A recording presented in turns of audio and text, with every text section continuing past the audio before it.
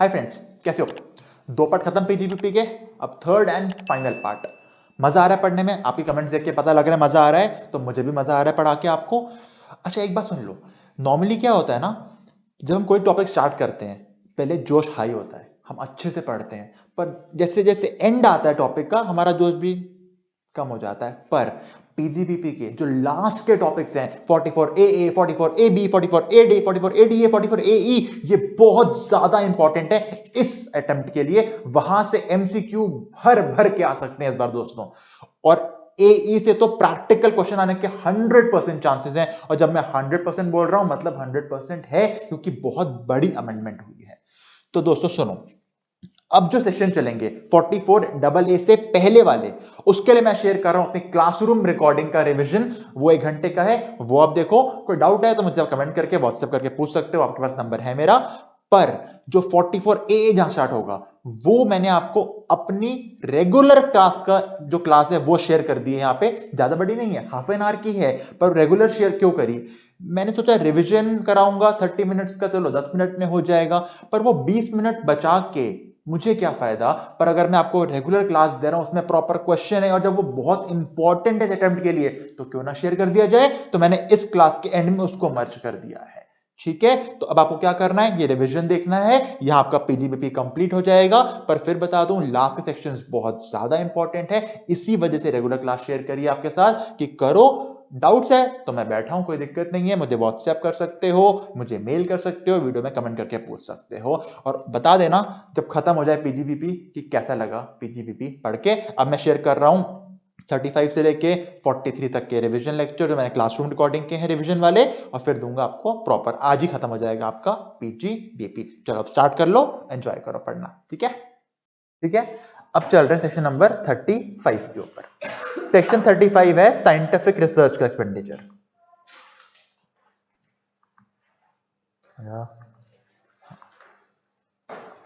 देखो, पहली बात करते हैं साइंटिफिक रिसर्च होता क्या है। कोई भी एक्टिविटी जो आपकी नॉलेज को बढ़ाएगी, किस फील्ड में?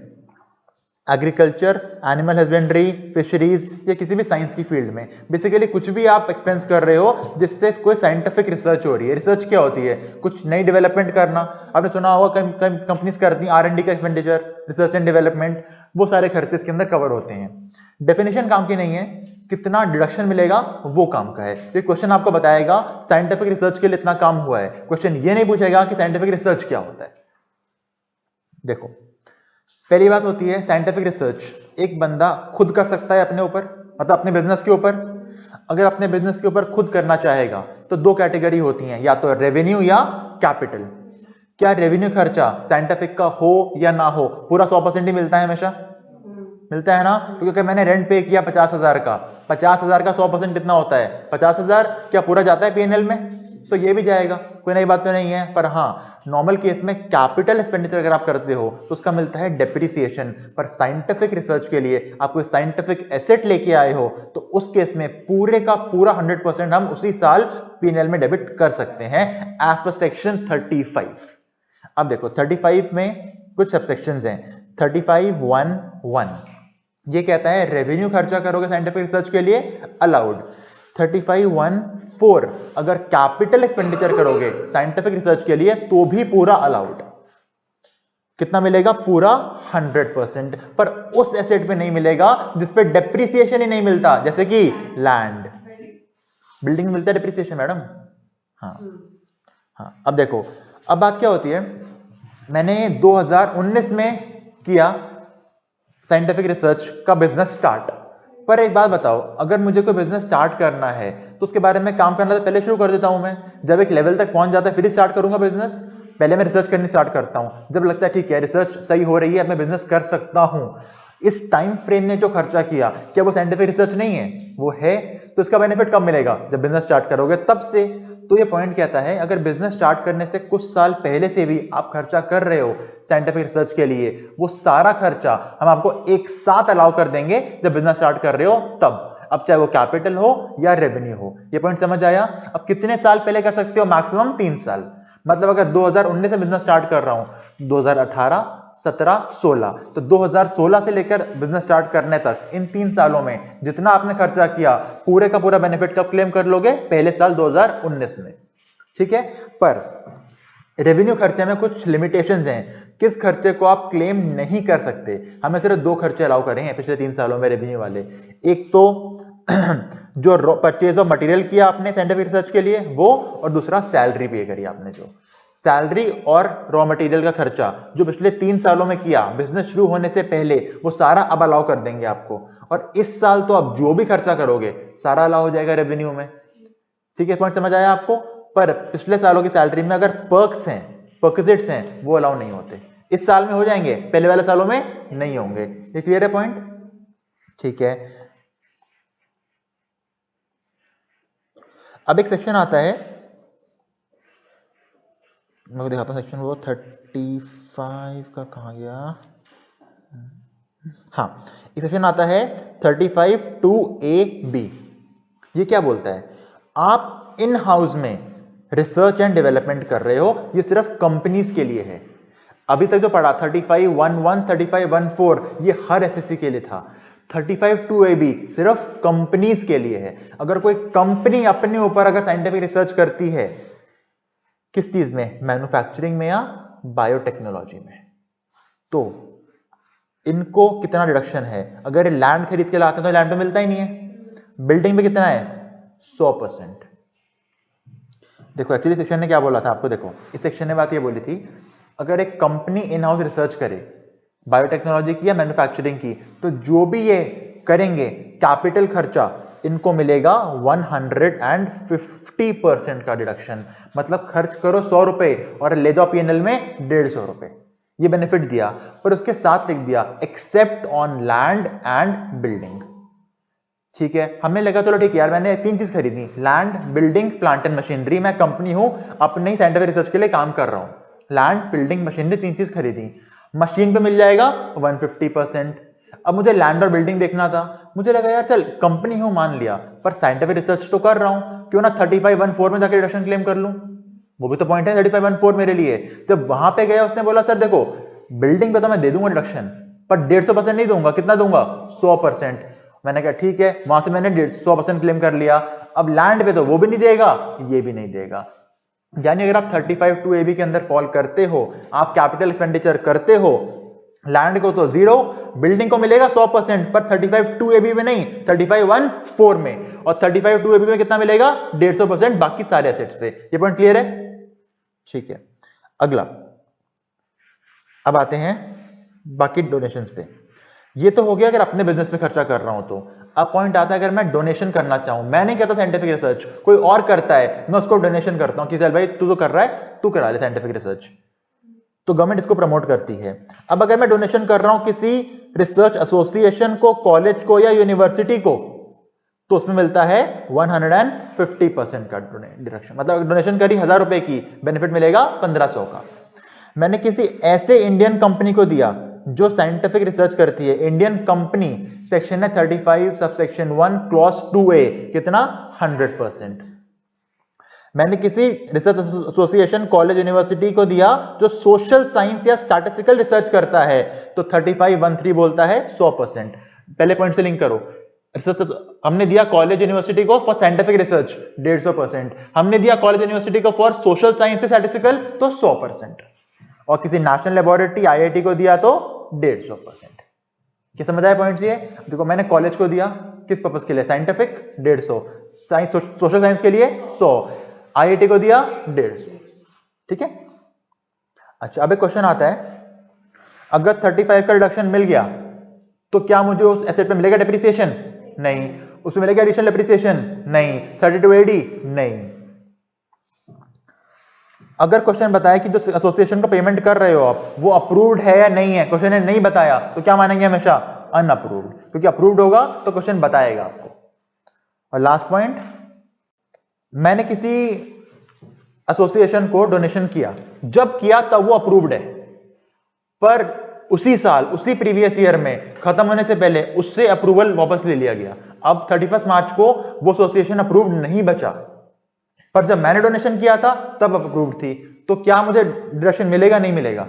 मिलेगा, क्योंकि जिस पॉइंट पे दे रहा हूं उस पॉइंट पे देखना अप्रूवल, उस साल आगे कुछ भी हो हमें फर्क नहीं पड़ता। पॉइंट क्लियर है?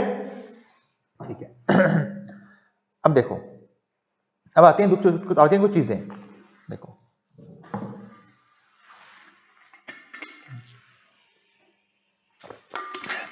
मान लो मैंने कोई एसेट लिया अपने कंपनी में साइंटिफिक रिसर्च के लिए, मैंने कितना परसेंट क्लेम किया होगा उस पर? 100%।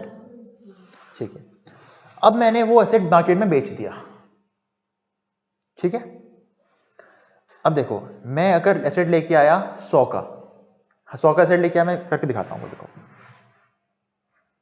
देखो,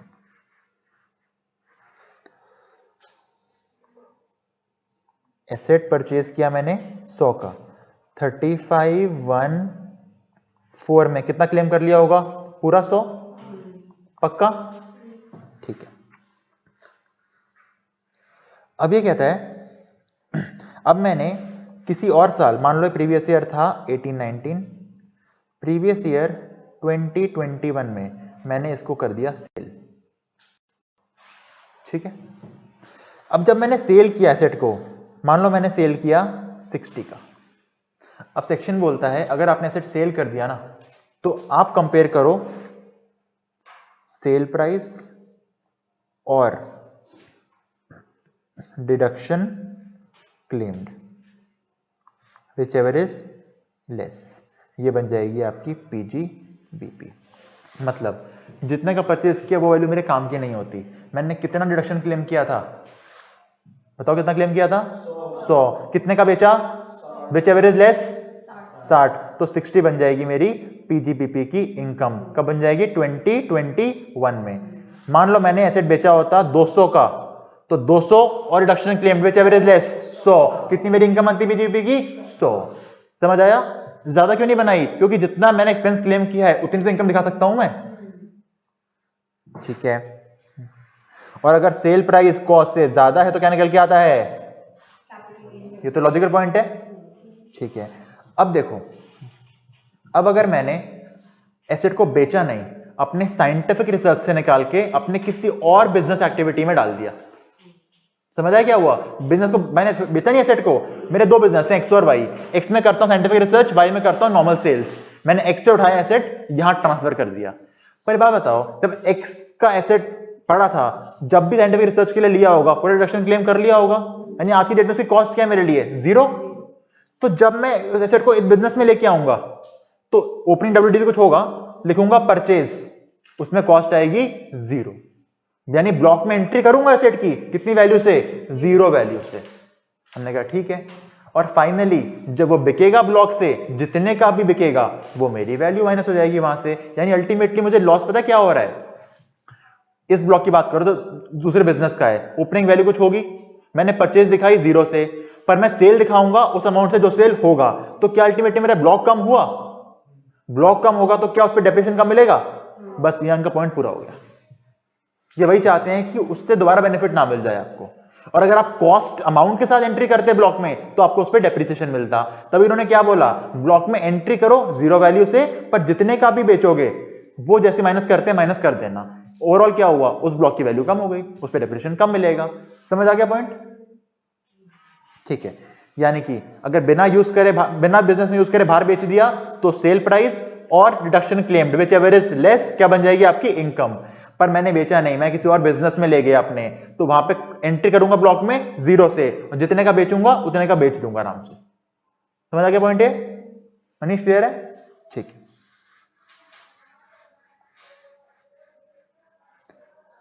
अब एक आता है 35A BB। ठीक है, प्लीज जरा मैम को बोलो तो धीरे बात करें प्लीज। ठीक है, 35A BB ये होता है टेलीकम्युनिकेशन सर्विस का लाइसेंस। देखो ये क्या होता है, मान लो आप एयरटेल हो, वोडाफोन हो, या कोई कंपनी हो, इन कंपनी ने कभी ना कभी तो ये काम करने के लिए लाइसेंस गवर्नमेंट से लिया होगा। अब ये लाइसेंस को एक साल के लिए मिलता होगा या बहुत लंबे टाइम के लिए मिलता होगा? पक्का? मान लो इनको लाइसेंस मिला 1 करोड़ का फॉर 20 ईयर्स। कितने का मिला लाइसेंस?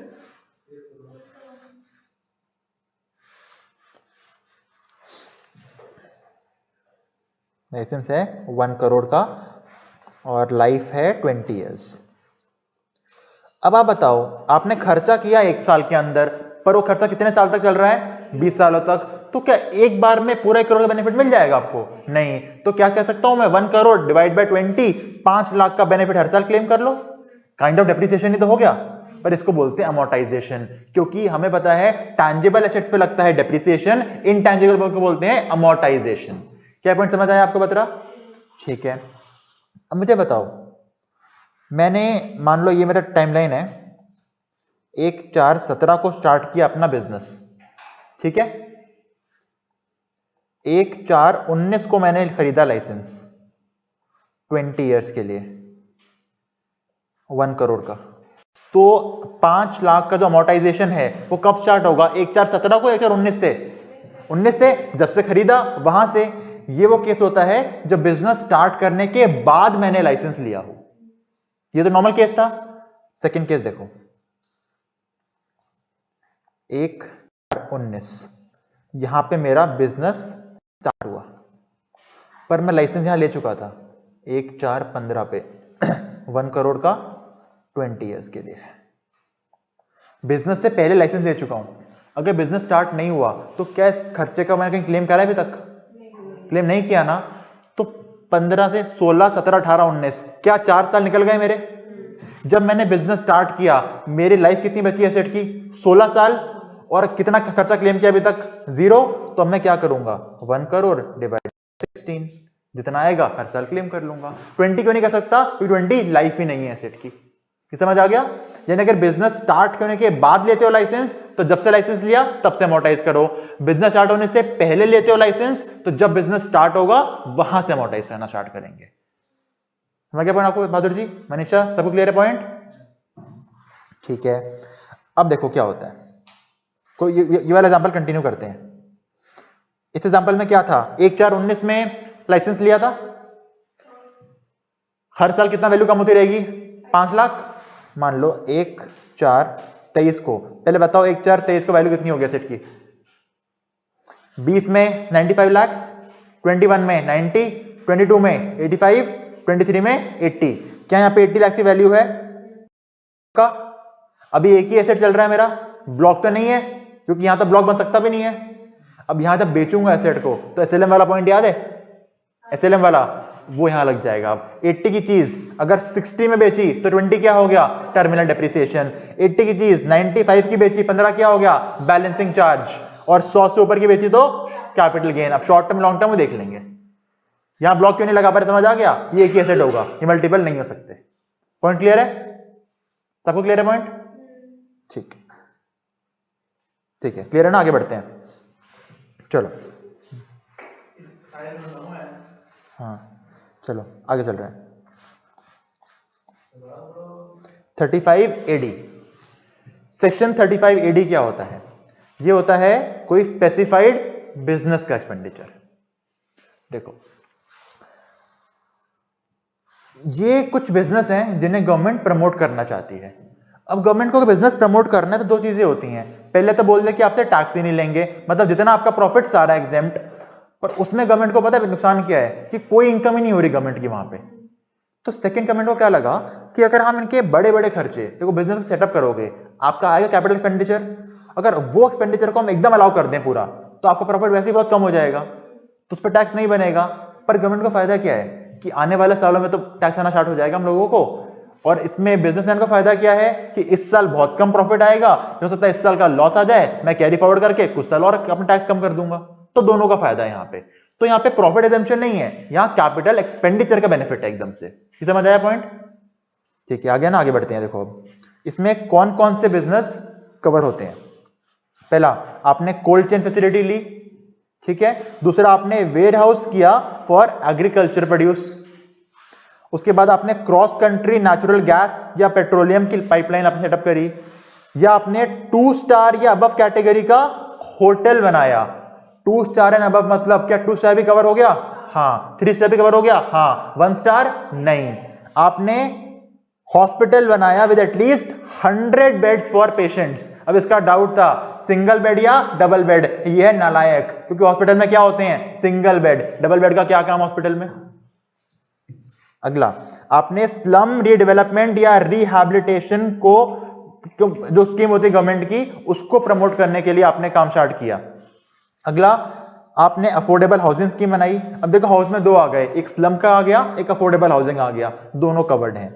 फिर आपने फर्टिलाइजर्स को प्रोडक्शन किया, या आपने सेटिंग अप किया एक इनलैंड कंटेनर डेपो या कंटेनर फ्रेट स्टेशन का, जो कहां पे होगा कस्टम पोर्ट पे।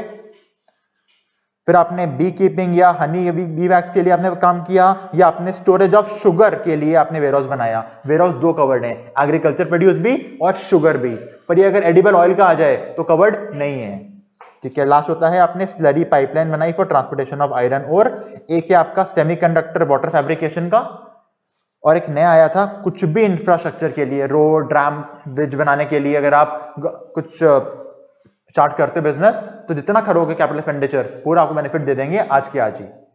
ये सारे बिजनेस याद कैसे करने हैं, 5 बार रीडिंग करो, आप माइंड में बैठ जाएंगे। एग्जाम में क्वेश्चन आएगा तो अगर आपने 5 बार रीडिंग कर रखी होगी ना चीज की, एग्जाम में क्वेश्चन आएगा माइंड अपने आप वहां ले जाएगा।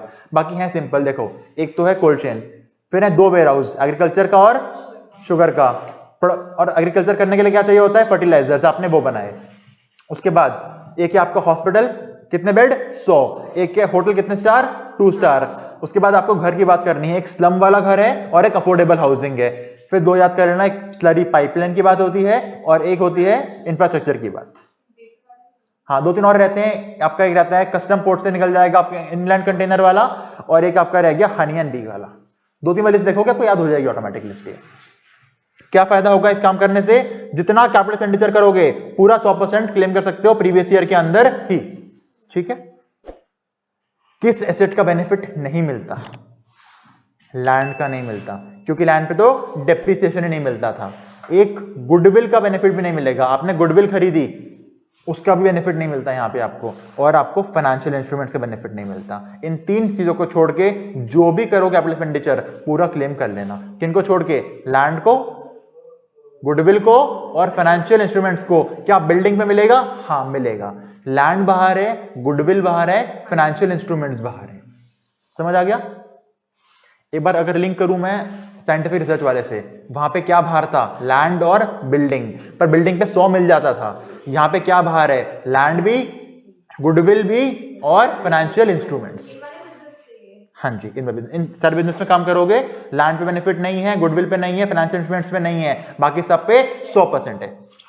ठीक है, अब वही पॉइंट आता है 10,000 से ऊपर अगर आपने एक दिन में पेमेंट कर दी किसी को तो वो हम अलाउ नहीं करते। मतलब मशीन लेके आए 1 लाख की कैश में, तो 1 लाख का बेनिफिट 0। अच्छा, अब अगर कोई प्रायर पीरियड खर्चा होगा जो आपने बिजनेस स्टार्ट करने से पहले किया, तो अगर आपकी बुक्स में कैपिटलाइज्ड है तो जब बिजनेस स्टार्ट करोगे तब बेनिफिट ले लेना। तो नॉर्मल पॉइंट है, अगर पहले खर्चा करते हो बुक्स में शो कर रखा है, जब बिजनेस स्टार्ट करोगे तब क्लेम कर लेना। और अगर आप बिजनेस स्टार्ट करने के बाद करते हो तो जब करोगे तब क्लेम कर लेना। बस एक चीज है, बिजनेस नया होना चाहिए, पुराना नहीं होना चाहिए कोई। और जो एसेट आप लेके आ रहे हो वो भी सारे न्यू होने चाहिए। पर यहां पे एक एक्सेप्शन है, ये कहती है, देखो क्या, total value of plant and machinery जो यहां पे आ रही है should not exceed 20% of the value of total use in specified business. मतलब देखो, आप सेकेंड हैंड मशीन भी यहां पे ला सकते हो, पर सेकेंड हैंड मशीन कितनी ला सकते हो उसकी लिमिट है।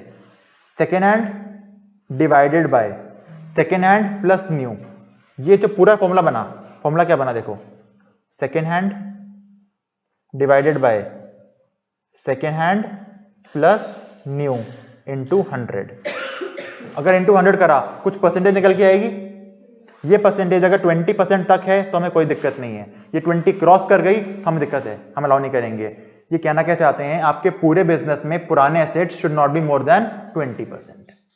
और 20% किसका, ओल्ड प्लस न्यू मिला के, सिर्फ न्यू का नहीं, टोटल मिला के। यानी फॉर्मूला क्या बना, ओल्ड एसेट की वैल्यू डिवाइड बाय ओल्ड की वैल्यू प्लस न्यू की वैल्यू इंटू 100। और 20 तक है तो अलाउड, 20 से ऊपर है तो डिसअलाउड। समझ आ गया पॉइंट है। हाँ टोटल है, ये सिर्फ न्यू का 20 नहीं है, टोटल का 20 है। अब इनका क्वेश्चन है कि कितना डिसअलाउ होगा, टोटल या यूज वाला? सेकेंड हैंड डिसअलाउ होगा, न्यू तो अलाउ हो ही जाएगा। ठीक है, अब बात आती है, अगर किसी एसेट को हमने 35 AD में क्लेम कर लिया तो उसकी कॉस्ट क्या बची? 0। उसमें मिलेगा डिप्रिसिएशन? नहीं। एडिशनल? नहीं। 32 AD? नहीं। Loss from this business can be set of against income of specified business only. क्या हमने पढ़ा सेट ऑफ के अंदर 35 AD का लॉस सिर्फ 35 AD की इनकम से ही होता है, पर हाँ फर्टिलाइजर से हुआ लॉस और हॉस्पिटल से हुआ प्रॉफिट सेट ऑफ हो जाएगा? हो जाएगा। 35 AD तो चल रहा है ना प्रॉपर, हो जाएगा। अच्छा, इनमें डिडक्शंस नहीं मिलती 80C से 80U की, ये हमने पढ़ा डिडक्शंस के अंदर। ओके, अब देखो 35 AD का एसेट जब भी बेचोगे, जितने का बिकेगा डायरेक्टली आपकी बन जाएगी पीजीबीपी की इनकम। क्या बोला मैंने? 35 AD का एसेट जब भी बेचोगे, जितने का बिकेगा क्या बन जाएगी? आपकी इनकम। समझ आ गया? साइंटिफिक रिसर्च में क्या था? जब बेचोगे, जितने का बेचोगे कंपेयर करेंगे डिडक्शन क्लेम से, जो कम आएगा वो इनकम बनती है। पर 35 AD में क्या लिखा है? जितने का भी बिकेगा पूरी आपकी बन जाएगी इनकम। अच्छा, फिर वहां पे क्या था? आपने किसी और बिजनेस में ले गए, किस अमाउंट से ले गए थे? 0। बेचा तो जितना अमाउंट से बेचा वो माइनस कर देते हैं। यहां पे क्या बोलता है? यहां पे 8 साल का पॉइंट है कि अगर आप किसी और बिजनेस में ले जाना चाहते हो तो 8 साल के बाद ले जाओ। अगर 8 साल से पहले ले गए तो हम ही सारा काम करेंगे, 8 साल के बाद हम कोई काम नहीं करेंगे। ठीक है, यहां पे 8 साल का पॉइंट है, बेचने में नहीं है, किसी और बिजनेस में ले जाने में है। वो क्या कहता है? अगर आप किसी और बिजनेस में ले गए 8 साल के अंदर अंदर, तो आप कितनी इनकम को ले जाओगे? पीजीबीपी में। अभी देखो मैं क्या बोला, आपका एसेट चल रहा है 35 AD वाला, आपने उसको बेचा नहीं, आप किसी और बिजनेस में ले गए, तो यहां 2 पॉइंट बनेंगे। उस बिजनेस में किस अमाउंट से जाएगा, और जब मैं किसी और ट्रांसफर कर रहा हूं कितनी बनेगी मेरी पीजीबीपी की इनकम। यहां पे 2 काम होंगे। ठीक है, पहले निकालते हैं पीजीबीपी की इनकम। मैंने आज एसेट खरीदा, 4 साल के बाद मैं ले गया किसी और बिजनेस में काम करने के लिए, क्या 8 साल से पहले ले गया? है ना? अब देखो, आज अगर एसेट मैंने लिया, मान लो 5 लाख का एसेट लिया, मान लो प्रीवियस ईयर 15-16 में एसेट परचेज किया था मैंने 5 लाख का, 35 AD कितना क्लेम कर लिया होगा? ठीक है, प्रीवियस ईयर 19-20 में asset transfer to non specified business. ठीक है, अब बताओ अगर यहां पे कितने साल हो गए, कितने 35 मार्च गए होंगे? 31/3/16 गया होगा, 31/3/17 गया होगा, 31/3/18 भी गया होगा, और 31/3/19 भी गया होगा। इतना निकले होंगे साल पक्का। अच्छा, मान लो 35 AD नहीं मिलता अगर, तो क्या डेप्रिसिएशन मिल रहा होता? मिल रहा होता ना। तो एक बार निकालते हैं कि आज वैल्यू क्या बनती अगर 35 AD नहीं मिल रहा होता। तो -15% एक साल का, इसका -15% इसका, -15% इसका, -15% इसका, ये होता 5 लाख -15%, -15%, -15%, -15%, वैल्यू बचती 2,61,003। यानी क्या मैं कहूं, यहां मेरी वैल्यू इतनी तो होती कम से कम। ये सबका आया है ना? अब देखो, पर मैंने तो पूरा 35 AD क्लेम कर लिया पहले के पहले ही। तो अभी पॉइंट कहता है, अगर आप यहां पे ले जा रहे हो ना एसेट को, और अगर इनकम टैक्स वाले बोले कि पूरी 5 लाख की इनकम बना के डाल दो पीजीबीपी में, तो बंदा कहेगा भाई बताओ 5 लाख की इनकम अगर बनवा रहे हो मुझसे, तो कम से कम डेप्रिसिएशन बेनिफिट तो दे दो, वो तो वैसे भी मिलता। समझ आ रही है बात आपको ये? तो फिर मैं क्या करूंगा, इस वैल्यू को मैं बनाऊंगा अपनी इनकम। क्योंकि देखो 5 लाख की चीज अगर आज 2,60,000 पे आ गई है, तो जो बचे 2,40,000 वो तो बेनिफिट वैसे मिलता मुझे, वो मिलने दो। जो एक्स्ट्रा बेनिफिट मिल गया था उसको बना दो मेरी इनकम पीजीबीपी की। तो अब ये बन जाएगी मेरी 19-20 की पीजीबीपी की इनकम। ये पॉइंट क्लियर है? ठीक है। अच्छा, अगर ये मेरी बन गई पीजीबीपी की इनकम, तो क्या इस पर टैक्स जाएगा मेरा? तो अब जब मैं इस एसेट को अपने दूसरे बिजनेस में लेके जाऊंगा ना, तो 0 कॉस्ट पे नहीं जाएगा, अब वो इसी कॉस्ट पे जाएगा, क्योंकि इस पे मैं टैक्स दे चुका हूं। यानी इसके दो काम होंगे इस इनकम के, एक तो जाएगी पीएनएल के क्रेडिट में और ये बनेगी मेरी एक्चुअल कॉस्ट जो मेरे ब्लॉक में एंट्री करेगी। समझ आ गया पॉइंट आपको? ये सबको क्लियर है? ठीक ठीक है, ये खत्म हो गया आपका सेक्शन 35 AD। कुछ छोटे सेक्शन है मैं छोड़ रहा हूं, रीडिंग कर लेना, फिर क्लियर हो जाएंगे अपने आप आपको। अब चलते हैं 35D। ये होता है प्रीलिमिनरी एक्सपेंसेस का सेक्शन। ये क्या बोलता है? पता है क्या होते हैं प्रीलिमिनरी एक्सपेंसेस? बिजनेस स्टार्ट करने से पहले जो खर्चे होते हैं, वो तो बहुत सारे खर्चे हो सकते हैं, पर इनकम टैक्स सबको अलाउ नहीं करता। इनकम टैक्स समझ आते हैं ये 7 खर्चे हैं बस। कहता अगर ये 7 खर्चे हैं बिजनेस स्टार्ट करने से पहले, इनका बेनिफिट मैं आपको दूंगा। कौन कौन से? आपने फिजिबिलिटी स्टडी कराई या प्रोजेक्ट रिपोर्ट बनवाई किसी बंदे से देखने के लिए कि जो मैं काम करने जा रहा हूं वो फिजिबल भी है करने के लिए या नहीं है। दूसरा मार्केट सर्वे कि जहां मैं करने जा रहा हूं बिजनेस, क्या वो जरूरत है करने की, वहां पे पॉसिबल है चलने के लिए। फिर इंजीनियरिंग सर्विसेज, अगर मुझे बिल्डिंग बनानी है, कुछ मशीन चाहिए, जरूरत पड़ेगी इंजीनियर की। Drafting and printing of MO या एओए, ये भी जरूरत है कंपनी स्टार्ट करने से पहले। लीगल फीस जाती है बंदों को। अगर मुझे शेयर इशू करने हैं, डिबेंचर इशू करने हैं, तो पब्लिक इशू खर्चे जाएंगे। और इसके अलावा कोई और खर्चा तो सीबीडीटी आपको बताए। ये सारे खर्चे आपने बिजनेस होने से पहले खर्च करे, अगर इन सबका कर लो टोटल, ठीक है। सबका टोटल करके आपके हाथ में एक एक्स अमाउंट आ जाएगा, ठीक है। अब एसएससी बोलेगा पूरा एक्स अमाउंट अलाउ करो मुझे, तो ये बोलेगा ना, इनकम टैक्स वाले बोलेंगे रुक जा, देख तूने ये एक्स अमाउंट निकाल दिया मेरे पास, जितने खर्चे एक्चुअल करे उससे एक्स अमाउंट ही बोला मैंने अभी तक, उससे कंपेयर करेंगे 5% of the cost of project से। यानी इनकम टैक्स वाले बोलेंगे पहले भाई अपना कॉस्ट ऑफ प्रोजेक्ट निकाल के ला। मैंने कहा वो क्या होता है? उन्होंने कहा देखो जी, कॉस्ट ऑफ प्रोजेक्ट मतलब होता है जितने आपने पैसे लगाए हैं फिक्स्ड एसेट्स के अंदर, उसे कहते हैं कॉस्ट ऑफ प्रोजेक्ट। मतलब आप अपनी बैलेंस शीट पे जाओ, देखो आपके कितने बचे हैं फिक्स्ड एसेट्स, उसका टोटल करो, उसका निकाल दो 5%। जो अमाउंट निकल के आएगा, मान लो वाई निकल के आ गया अमाउंट, एक्स और वाई को कंपेयर करो, जो कम आएगा उतना बेनिफिट अलाउ करेंगे आपको। एक्स क्या है? जितना खर्चा मैंने करा। वाई क्या है? 5% of the value of fixed assets, जो कम आएगा उतना बेनिफिट मिल जाएगा। मैंने कहा ठीक है, पर वो बेनिफिट भी एक साथ नहीं मिलेगा, आने वाले 5 सालों तक मिलेगा। यानी जो भी विच एवरेज लोअर निकल के आएगा ना, इसको कर दो डिवाइड बाय 5 और 5 सालों तक क्लेम करते रहो हर साल। समझ आया बात? ये दोनों में से जो निकल गया उसको 5 इयर्स में, हाँ, यानी एक तो हो गया एक्स जितना आपने खर्चा करा आने वाले सालों में, वाई हो गया आपके फिक्स्ड एसेट्स का 5%, दोनों में जो कम निकल के आया उसको डिवाइड करोगे 5 से और हर साल क्लेम कर लोगे। ये पॉइंट क्लियर है? ठीक है। पर अगर आप इंडियन कंपनी हो, ये बात थी कंपनी के अलावा लोगों के लिए, इंडियन कंपनी में एक्स तो सेम है, पर यहां पे वाई भी है और जेड भी है। एक्स को रख दो साइड एक मिनट के लिए, वो तो एक्चुअल खर्चा है। वाई क्या होता है? 5% ऑफ सीओपी। जेड क्या होता है? 5% of capital employed. What is capital employed now? Share capital plus debentures plus long term borrowings. Share capital plus debenture plus long term borrowings, ये आपका जेड। अब कंपनी वाले ना पहले निकालेंगे 5% ऑफ सीओपी, फिर निकालेंगे 5% ऑफ कैपिटल एम्प्लॉयड।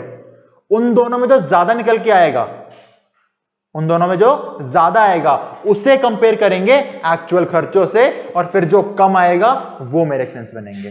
दोबारा सुनो, एक्चुअल एक्स तो सेम ही चल रहा है। अब इनके पास 5% के लिए दो ऑप्शन है, पहला कॉस्ट ऑफ प्रोजेक्ट, दूसरा 5% of cost of capital employed. उन दोनों में जो ज्यादा होगा उस अमाउंट को मान लो बोल दिया मैंने ए, ठीक है। फिर ए कंपेयर करूंगा अपने एक्स से, विच एवर इज लोअर, और जो निकल के आएगा वो आने वाले 5 सालों तक बेनिफिट मुझे मिलेगा। समझ आ गया पॉइंट? नॉर्मल बंदा actual expense 5% of cost of project which ever is less, कितने सालों तक? 5 सालों तक। कंपनी केस में पहले निकालो 5% of cost of project, 5% of capital employed whichever is higher, जो निकल के आया उसे मैंने बोल दिया ए, इसे कंपेयर किया अपने एक्स से, जो निकल के आया डिवाइड बाय 5। क्या क्लियर है पॉइंट? ठीक। ऑडिट कराना जरूरी है उस पीरियड का जिसमें खर्चे हुए हैं, वरना गवर्नमेंट को कैसे पता कि आपने कितने खर्चे एक्चुअली करे हैं? तो जितने भी खर्चे करे हैं उसको ऑडिट करा लेना, वही प्रूफ है आपके पास कि मैंने खर्चे एक्चुअली करे हुए हैं। 35 DD काम का नहीं है कोई। वैसे बताया क्या होता है, छोटा सा पॉइंट है, अगर अमेलगेमेशन हुआ किसी कंपनी का, सिर्फ इंडियन कंपनी का। अमेलगमेशन में जो खर्चे आए, अब वो न्यू कंपनी एकदम क्लेम नहीं कर सकती, उस टोटल अमेलगमेशन एक्सपेंस को 5 सालों में क्लेम करेगी। छोटा सा पॉइंट था ये। अगला, कोई बंदा वॉलंटरी रिटायरमेंट लेके चला गया आपकी कंपनी से, आपको पे करना पड़ेंगे पैसे, पर आपने अगर पे करा तो काफी बड़ा खर्चा हो जाएगा, एकदम मत क्लेम करो, आने वाले 5 सालों में क्लेम कर लो। बस अमेलगमेशन वाला कंपनीज का पॉइंट है, क्योंकि अमेलगमेशन होता ही कंपनीज का है, और वीआरएस तो कोई भी ले सकता है, तो हर एम्प्लॉयर के लिए बात है। अब आते हैं सेक्शन 36 के ऊपर। मतलब हर बंदा जो वीआरएस पे करेगा वो ले सकता है, क्लेम कर सकता है बेनिफिट।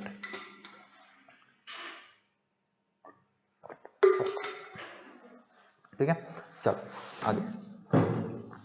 एक डाउट था किसी का कि यहां पे ऑल एसएससी का मतलब क्या है। मतलब जो एम्प्लॉयर कोई भी हो, एम्प्लॉयर इंडिविजुअल हो, फर्म हो, कंपनी हो, कोई एओपी बीओआई कोई भी हो, जो पे करेगा वीआरएस सबको बेनिफिट है ये। पर अमेलगमेशन बेनिफिट सिर्फ कंपनी को है, वो भी कौन सी, इंडियन कंपनी को। ठीक है, चलो चलते सेक्शन 36 के ऊपर। नाम क्या है, अदर डिडक्शंस।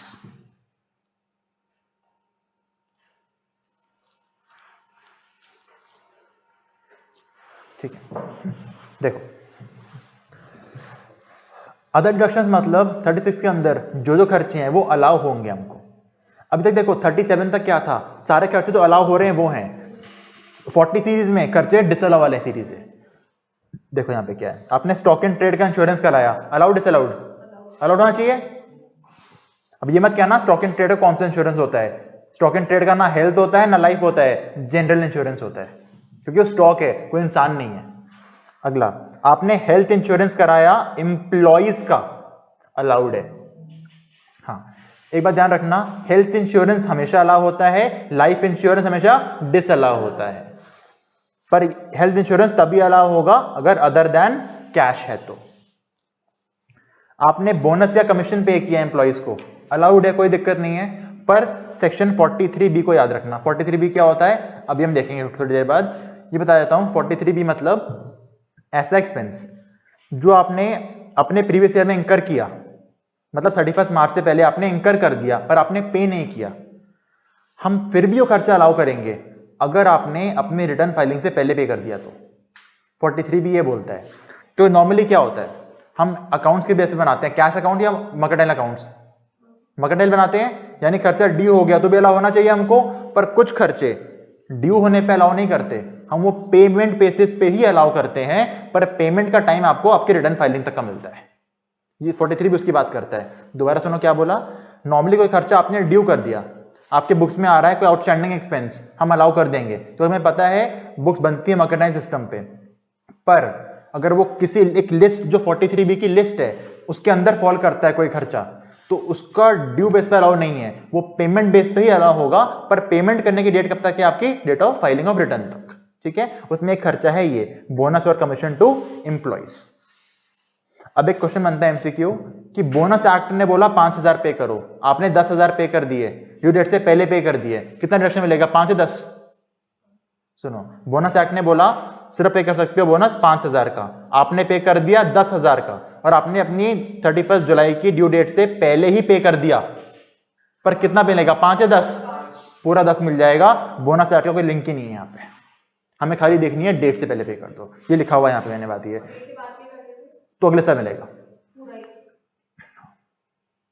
अगला, इंटरेस्ट ऑन बोरोड कैपिटल, आपने लोन लिया, उस पर इंटरेस्ट पे कर रहे हो, खर्चा अलाउ होना चाहिए डिसअलाउ होना चाहिए? अलाउ होना चाहिए अगर अपने बिजनेस के लिए लिया हुआ है तो।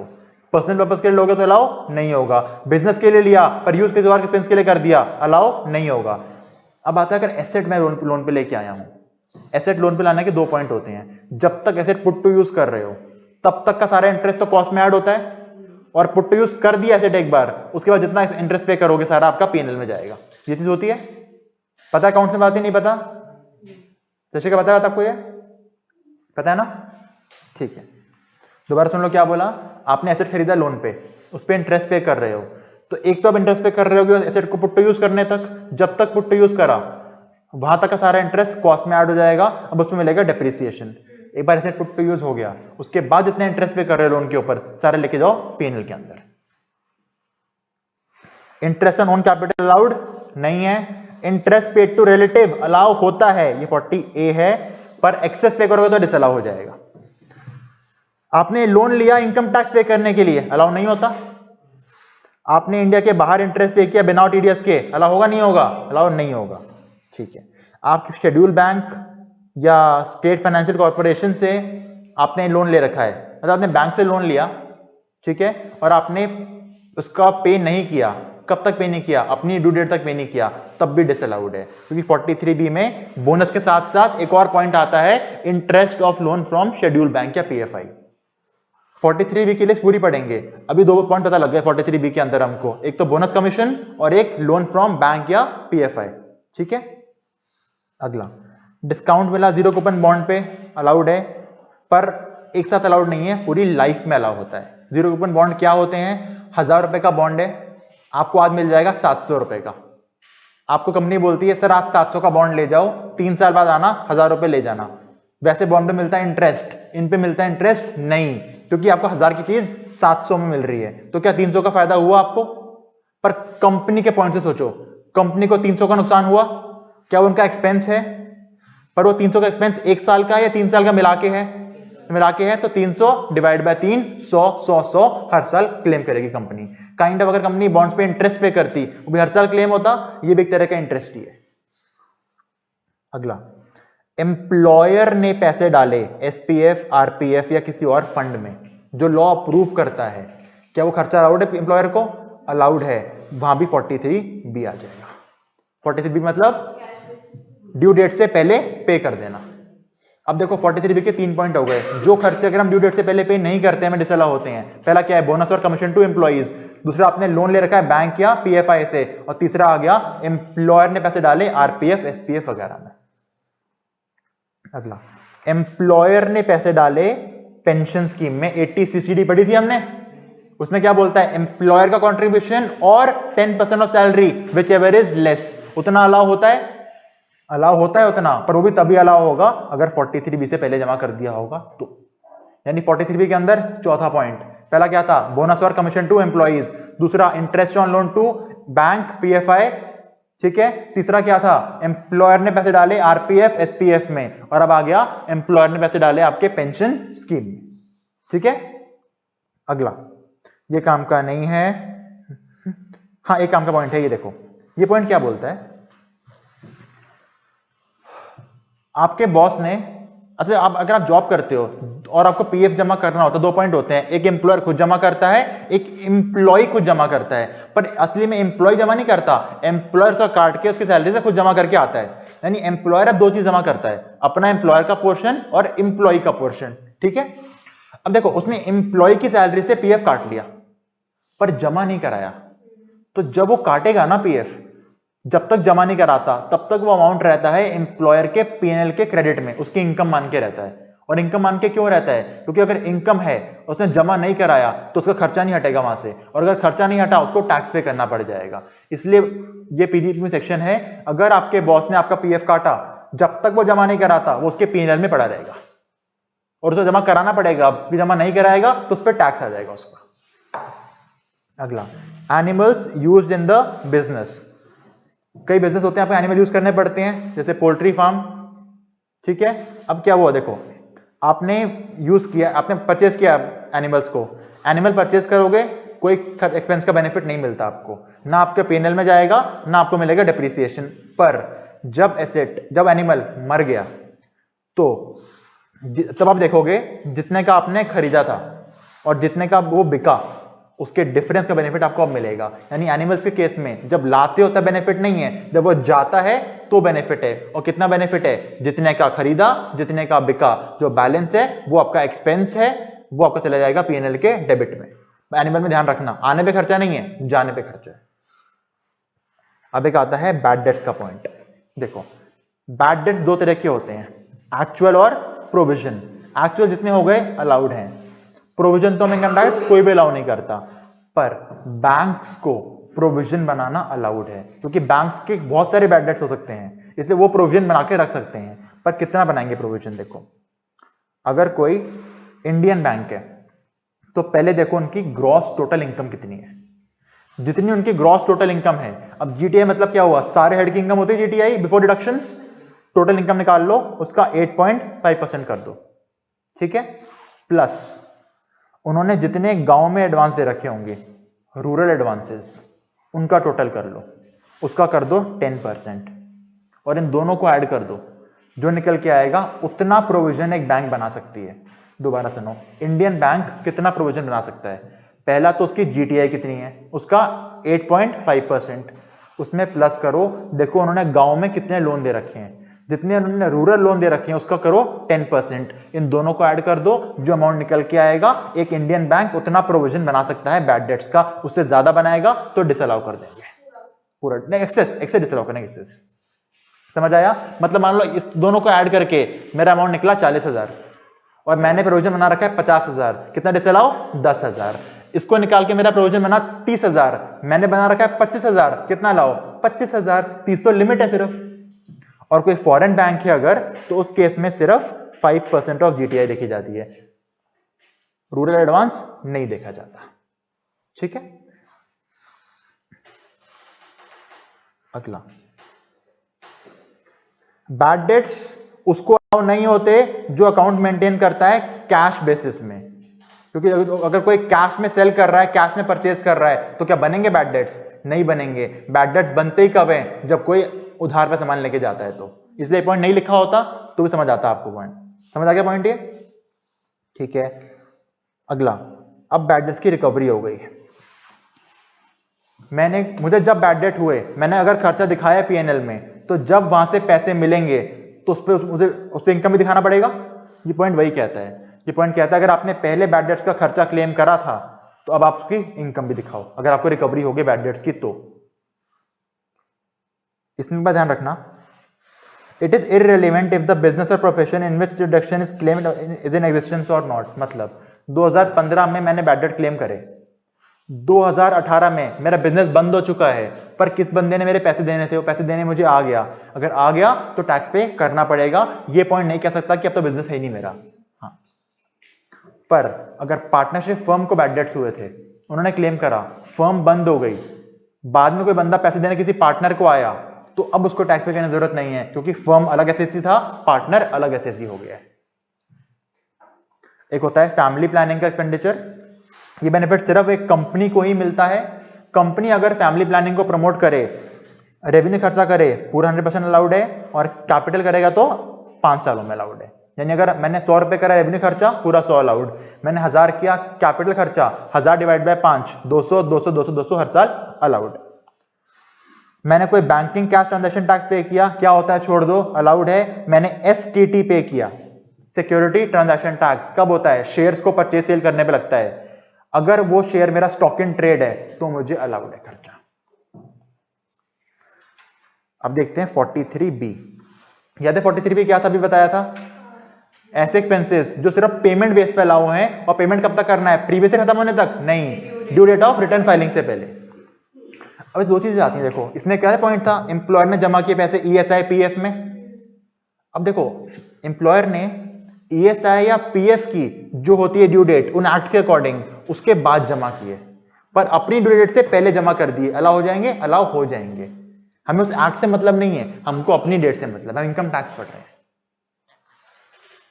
देखो इसमें क्या क्या कवर होता है, any tax duty cess, employer contribution in RPF SP RPF पढ़ लिया हमने अभी, ये बोनस कमीशन टू एम्प्लॉइज पढ़ लिया, interest loan to PFI, interest loan to PFI वगैरह वगैरह पढ़ लिया। इसमें अमेंडमेंट आई है मई और नवंबर या जून और दिसंबर 2020 के लिए, बैंक्स इंक्लूड एनबीएफसी। अभी एग्जाम दोगे और एनबीएफसी को पेमेंट करा, डेट फाइलिंग तो जमा नहीं किया, तब भी अलाउड है। पर यही एनबीएफसी का क्वेश्चन अगर मई में आ गया, आपने उन्हें इंटरेस्ट पे किया पर ड्यू डेट से पहले जमा नहीं कराया, तो डिसअलाउ हो जाएगा। अगला, आपने लीव इनकैशमेंट पे किया एम्प्लॉइज को, तो ड्यू डेट से पहले जमा कर देना। और लास्ट, आपने इंडियन रेलवे को रेलवे एसेट्स के यूज के लिए कोई अमाउंट पे किया, तो भी आपको ड्यू डेट से पहले पे करना पड़ेगा, वरना डिसअलाउड है। कौन कौन से खर्चे दोबारा देख लो। कोई टैक्स ड्यूटी सेस, एम्प्लॉयर ने डाले एसपीएफ आरपीएफ में, एम्प्लॉयर ने पे किया बोनस कमीशन, या पे किया आपने लीव इनकैशमेंट, या इंटरेस्ट लोन पे किया आपने बैंक्स को या पीएफआईएस को, और अगला साल एग्जाम है आपका 2020 में तो उसमें एनबीएफसी भी कवर्ड है, और लास्ट रेलवे को आपने पेमेंट किया ऐसे ड्यूज करने के लिए। ये सारी पेमेंट अगर ड्यू डेट से पहले पे हो गई तो अलाउड है, वरना क्या है डिसअलाउड।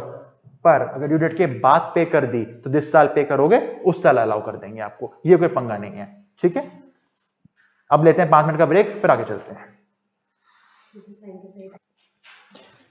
ठीक है, ब्रेक के बाद स्टार्ट करते हैं। अब चैप्टर के एंड के सेक्शंस हैं।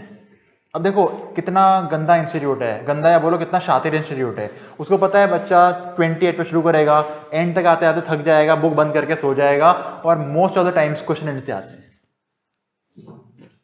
इसलिए इन सेक्शंस को बहुत ध्यान से करना। अगर चाय नहीं पी, चाय पी लो, थोड़ी देर सोना है सो जाओ, उठ के यूट्यूब चला लो, पर इनको बहुत ध्यान से करना, बहुत काम के सेक्शंस है ये। इनफैक्ट ये भी पॉसिबिलिटी है कि कभी कभी क्या होता है, पूरे पीजीबीपी से क्वेश्चन नहीं आएगा, एंड से क्वेश्चन उठ के आ जाएगा। आपने पूरा दिन लगाया, सब पढ़ा, ये छोड़ दिया, एग्जाम में ये मिलेगा आपको, तो ये अच्छे से पढ़ लो। Section 44 double A for accounts. हाँ वेरी गुड, सबको याद था, ए फॉर अकाउंट्स। ठीक है यार, 80 बच्चे बैठे हो, ऐसे लग रहा है 2 बच्चे बैठे हैं, थोड़ा तेज बोल लो। A for account. ठीक है, चलो देखो कौन कौन सी बुक्स मेंटेन करनी होती हैं। कैश बुक, जर्नल, लेजर, उसके बाद देखो carbon copy of the bills, मतलब ओरिजिनल नहीं, डुप्लीकेट बिल्स।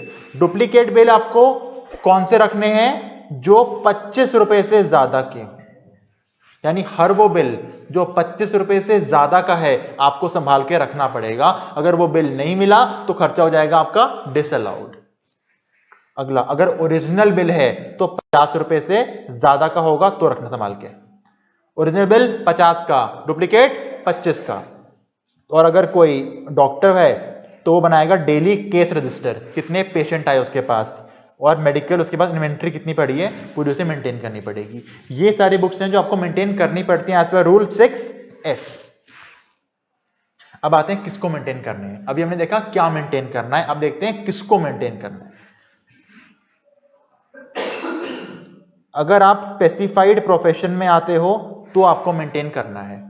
स्पेसिफाइड प्रोफेशन क्या क्या होते हैं, legal lawyers, medical doctors, engineering engineers, architecture architects, accountancy accountants, technical consultancy कोई टेक्निकल देना चाहता है वो, interior decoration, film artist, CS, IT वाला बंदा, और एनी अदर प्रोफेशन जो CBDT नोटिफाई कर दे।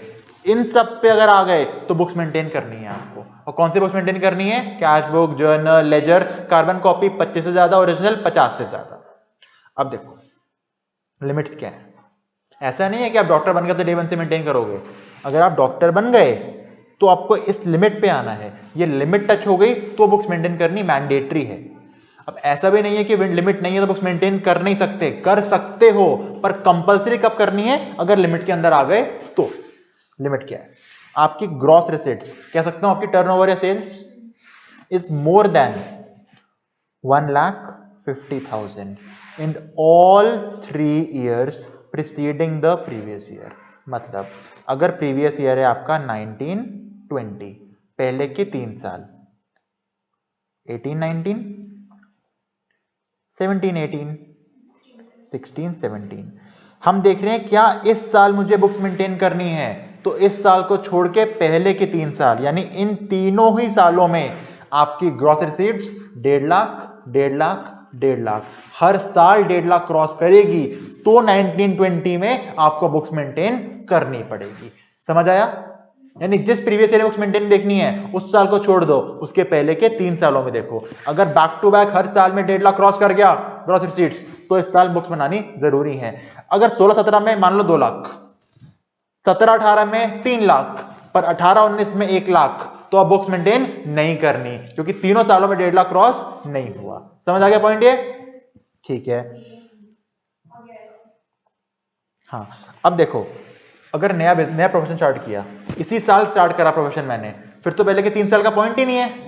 तो इसमें क्या बोला जाता है आपको कि देखो जी अगर नया स्टार्ट कर रहे हो तो जब स्टार्ट कर रहे हो तब देखो इस साल क्या होगा। अगर आपको लगता है इस साल 1.5 लाख से ऊपर है तो मेंटेन करो, लगता है इस साल 1.5 लाख क्रॉस नहीं होगा तो मत करो। ये बात है। बेसिकली देखो सेक्शन ने क्या बोला, आपने नया नया स्टार्ट किया, आज ही आप सीएस बने, अपनी प्रैक्टिस खोल के बैठ गए, डे 1 पे सोच रहे हो बुक्स मेंटेन करूं ना करूं। सेक्शन बोलता है पहले के 3 साल देखो, नया बिजनेस स्टार्ट किया है, पहले 3 साल है मेरे पास, है ही नहीं, तो सेक्शन बोलता है 1 अप्रैल को सोच लो क्या इस पूरे साल में मेरी सेल्स 1.5 लाख क्रॉस करेंगी, अगर हाँ तो बुक्स मेंटेन करने बैठ जाओ, लगता है नहीं करेंगी तो मत करो। ड्यूरिंग द ईयर कभी लगा दिख, मतलब कभी दिख गया कि 1.5 लाख क्रॉस हो गई है तो कर दो मेंटेन, पर करनी पड़ेगी शुरू से मेंटेन, वरना पेनल्टी रख जाएगी। संस्कृति नाम है इस लड़की का, इसने बोला फिर तो 3 साल की करनी पड़ेंगी। अब इस गवार को कौन बताए, इस साल बिजनेस स्टार्ट किया है तो पहले के 3 सालों की हवा बुक्स मेंटेन करके आएंगी मैडम अपनी। हाँ हाँ, समझ आ गया पॉइंट आपको? ठीक है, हाँ दोबारा सुना ये पॉइंट, बिजनेस स्टार्ट हुआ 3 साल पहले और इस साल देखना बुक्स मेंटेन करनी है नहीं करनी, तो उन तीनों सालों का टर्नओवर हर साल में कितना क्रॉस होना चाहिए, 1.5 लाख या ज्यादा, सॉरी 1.5 लाख से ज्यादा, 1.5 लाख पे नहीं है, 1.5 लाख से ज्यादा। हाँ, अगर इस साल नया बिजनेस नया प्रोफेशन स्टार्ट किया आपने और वो स्पेसिफाइड है तो पहले के 3 सालों का तो 0 होगा, तो इस साल आपको देखना है 1 अप्रैल को ही क्या 1.5 लाख क्रॉस करेगा, अगर लगता है करेगा तो मेंटेन करो, पर आपको लगता है नहीं करेगा, 10 अक्टूबर को आके आपको लगा कि यार 10 लगेगा नहीं, 10 अक्टूबर को दिखा अरे यार 1.5 लाख क्रॉस कर गया, तो अब तो मेंटेन करनी पड़ेगी, तो 10 अक्टूबर से नहीं 1 अप्रैल से ही करनी पड़ेगी पूरी मेंटेन, वरना लग जाएगी पेनल्टी। ठीक है, ये हो गया प्रोफेशन की बात। अब बात करते हैं बिजनेस की। बिजनेस में अगर आपकी ग्रॉस रिसिप्ट ज्यादा है 1 लाख, सॉरी आपका प्रॉफिट ज्यादा है 1,20,000 से और आपकी सेल ज्यादा है 10 लाख से, यहां 2 चीजें हैं, या तो आपका प्रॉफिट 1,20 क्रॉस कर जाए या आपका टर्नओवर 10 लाख क्रॉस कर जाए in any of the 3 years, मतलब पिछले के 3 सालों में किसी एक साल भी आपका प्रॉफिट 1,20 पार कर गया या आपकी सेल 10 लाख पार कर गई, तो इस साल आपको बुक्स मेंटेन करनी पड़ेंगी। एग्जांपल के लिए समझो, प्रीवियस ईयर है आपका 1920, ठीक है, पिछले 3 साल लिख लेते हैं एक बार, 18-19, 17-18, 16-17, यहां लिखता हूं मैं पीजीबीपी का प्रॉफिट और यहां लिखता हूं मैं आपकी ग्रॉस रिसिप्ट्स। मान लो यहां प्रॉफिट है आपका 70,000 का और यहां रिसिप्ट है आपकी 9 लाख की, ग्रॉस रिसिप्ट है आपके 1,20,000 के और ये आपका 10 लाख का, पीजीबीपी है आपका 1,35,000 का और ग्रॉस रिसिप्ट है आपकी 9 लाख की, 3 साल का डेटा है। अब बताओ 19-20 में बुक्स मेंटेन करनी है या नहीं करनी? करनी है। क्यों करनी है? देखो यहां पे 70-20 से कम है, 10 लाख भी 90 से कम है, ये साल तो आउट कर गया, इस साल 120 लिमिट के अंदर है, 10 लाख लिमिट के अंदर है, क्रॉस नहीं किया, यहां भी कहता है मत करो मेंटेन। इस साल 9 लाख तो लिमिट में है पर 1,35 लिमिट क्रॉस कर गया, तो एक भी चीज पिछले सालों में कर गई तो 1920 में बुक्स मेंटेन करनी पड़ेगी। इन एनी है, प्रोफेशन में ऑल था, बिजनेस में कोई एक भी हो तो करनी पड़ेगी। समझ आ गया पॉइंट? ठीक है। अब अगर कोई इंडिविजुअली एचयूएफ है, यानी कि अगर इंडिविजुअल एचयूएफ यहां पे आ गए, मतलब वो सारे क्या चल रहे थे, other than for individual and HUF, या अगर आप इंडिविजुअल हो एचयूएफ हो और आप बिजनेस कर रहे हो या प्रोफेशन कर रहे हो, तो आपको बुक्स मेंटेन कब करनी है? अगर आपकी टोटल इनकम और आपका टर्नओवर में, अब देखो 1,20 को बढ़ा के कर दिया 2.5 लाख और 10 लाख को बढ़ा के बोल दिया 25 लाख, बाकी सेम पॉइंट है। ठीक है। और अगर आप आते हो प्रिजम्पटिव इनकम बेस सेक्शन में, जो हम आगे पढ़ने वाले हैं अभी, उसमें तो आपको हमेशा बुक्स मेंटेन करनी है अगर आप कम प्रॉफिट पर टैक्स देना चाहते हो। अब कम प्रॉफिट पर टैक्स देने का मतलब क्या है, थोड़ी देर में देखते हैं। अच्छा, डुप्लीकेट बिल कितने के ऊपर के संभालने पड़ेंगे? 25 से ऊपर के रखने पड़ेंगे। अगर नहीं रखते तो क्या है, 25 का बिल नहीं रखोगे तो पेनल्टी है कितने की? 25,000 की। ऐसे याद कर लो, 25 का बिल घुमा दिया, पेनल्टी कितने की है? 25,000 की। अब चलते हैं 44AB के ऊपर। 44AB कैसे याद किया था? अब होगा टैक्स ऑडिट। किसको कराना है टैक्स ऑडिट? अगर आप कर रहे हो बिजनेस, क्या कर रहे हो? बिजनेस, और आपका टर्नओवर अपने प्रीवियस ईयर में 1 करोड़ से ज्यादा है, 1 करोड़ पे टैक्स ऑडिट नहीं है, 1 करोड़ से ज्यादा है तो कराना पड़ेगा टैक्स ऑडिट। संस्कृति अगर प्रीवियस ईयर 1920 का देखना है टैक्स ऑडिट कराना है नहीं कराना, तो टर्नओवर किस साल का देखेंगे? इसने बोला 18-19 का। ये बेवकूफ को कौन समझाए कि जिस साल टैक्स ऑडिट होना है, क्या 31 मार्च को मुझे पता नहीं लग जाएगा कितना टर्नओवर है मेरा? हाँ तो पता लग जाएगा, तो जिस साल पता लग गया उस साल क्या हो जाएगा? Tax audit. इसलिए पिछले साल का नहीं देखते, जिस साल होता है उस साल का ही देखा जाता है, क्योंकि टैक्स ऑडिट होता है ईयर के बाद। समझ आ गई बात? अगर मैं बोलूं 18-19 का टैक्स ऑडिट कराना है तो कब का टर्नओवर देखा जाएगा? 18-19 का ही। मैं संस्कृति की प्रोफाइल का लिंक दे दूंगा कमेंट्स में, देख लेना। ये हमारी रैंकर है। हाँ, अगला अब आते हैं प्रोफेशंस के ऊपर। बिजनेस की लिमिट थी 1 करोड़ और प्रोफेशन की लिमिट है 50 लाख, यानी 50 लाख से ऊपर हो गया तो करना पड़ेगा टैक्स ऑडिट। प्रोफेशन मतलब क्या? वही स्पेसिफाइड की लिस्ट जो ऊपर थी। अब आते हैं अगर आप प्रिजम्पटिव में जाते हो, 44 AD, 44 ADA, 44 AE। पहले समझो प्रिजम्पटिव होता क्या है। कुछ छोटे मोटे बिजनेसमैन या प्रोफेशनल्स जो कहते हैं कि सर हमारा टर्नओवर ना एक लिमिट से कम है, लिमिट क्या होती है देखेंगे अभी, एक लिमिट से कम है तो हमसे क्यों बुक्स मेंटेन कराते हो, हमें क्यों इतना झंझट मारने का बोलते हो, हम छोटे मोटे लोग हैं। तो गवर्नमेंट कहती है ठीक है ये काम करो, अगर आप प्रिजम्पटिव बेसिस में जाओगे ना, हम मानते हैं आप छोटे लोग हो, आप अपना बिजनेस पे ध्यान दो, बुक्स को छोड़ो, ऑडिट को छोड़ो, पर एक पर्टिकुलर परसेंटेज से अपनी इनकम दिखा के उस पर टैक्स पे कर दो। अगर आपने पर्टिकुलर इनकम को पर्टिकुलर परसेंटेज पर टैक्स पे कर दिया, हमें कोई दिक्कत नहीं है। पर अगर ऐसे जैसे बोलता है नहीं सर ये पर्टिकुलर परसेंटेज जो आप इनकम निकाल के दे रहे हो ये ज्यादा बन रही है, मेरी इनकम इतनी है ही नहीं, तो डिपार्टमेंट क्या आता है, फिर अपनी बुक्स मेंटेन कर लो, उसका टैक्स ऑडिट करा लो, फिर हमें दिखा दो, हम मान जाएंगे। समझ आई बात? देखो दोबारा सुनो, पहले प्रेजेंटिव करते हैं फिर इस पॉइंट पे आता हूं मैं। पहले आते हैं 44 AD के ऊपर, अभी टैक्स ऑडिट रहता है। 44 AD क्या बोलता है? आप हो कोई रेजिडेंट इंडिविजुअल, HUF या फर्म, LLP कवर्ड नहीं। हाय स्टूडेंट्स, कल के सेक्शन में थोड़ी दिक्कत जो आई है, एक दो बच्चों ने बताई, बाकियों ने बताई नहीं, तो उसको एक बार थोड़ा रिवाइज कर लेते हैं फिर आगे चलते हैं। हमने देखा था एक का सेक्शन 44 AD, ये कहता था अगर आप बिजनेसमैन हो सर और आप कहते हो मेरे पास इतना टाइम या पैसे नहीं है कि मैं प्रॉपर बुक्स ऑफ अकाउंट सारी बना पाऊं जो 44 AA बोलता था, तो गवर्नमेंट कहती है कोई बात नहीं सर, अगर आप 44 AD लेते हो ना, तो आप ना अगर आपकी कैश की सेल्स हैं तो उसका कर दो सीधा सीधा 8%, और अदर देन कैश है मतलब आपने ऑनलाइन पेमेंट ले रखी है चेक वगैरह से, तो एट द रेट ऑफ 6%, ये बन जाएगा आपका सीधा PGBP का प्रॉफिट। अब और कोई खर्चे मत बोलना कि मैंने रेंट पे किया है, सैलरी पे करी है, हमने सब मान लिया, सब खर्चे हो गए हैं, आपका बन गया प्रॉफिट। या तो कैश सेल्स है तो सेल्स का 8%, कैश सेल्स नहीं है तो सेल्स का 6%। उसके बाद मैं पूछता हूं, अच्छा एक बात बताओ, डिडक्शंस जो होती हैं 80C से 80 वो मिल जाएंगी? उन्होंने कहा हाँ वो मिल जाएंगी, माइनस करो डिडक्शंस, 80C से 80U जो बच जाए ये आ गई आपकी टोटल इनकम, इसके ऊपर टैक्स पे कर दो, कोई दिक्कत नहीं है। हमने 8 और 6% क्या बोला है? PGBP बोला है, और कोई खर्चे माइनस नहीं करने देंगे।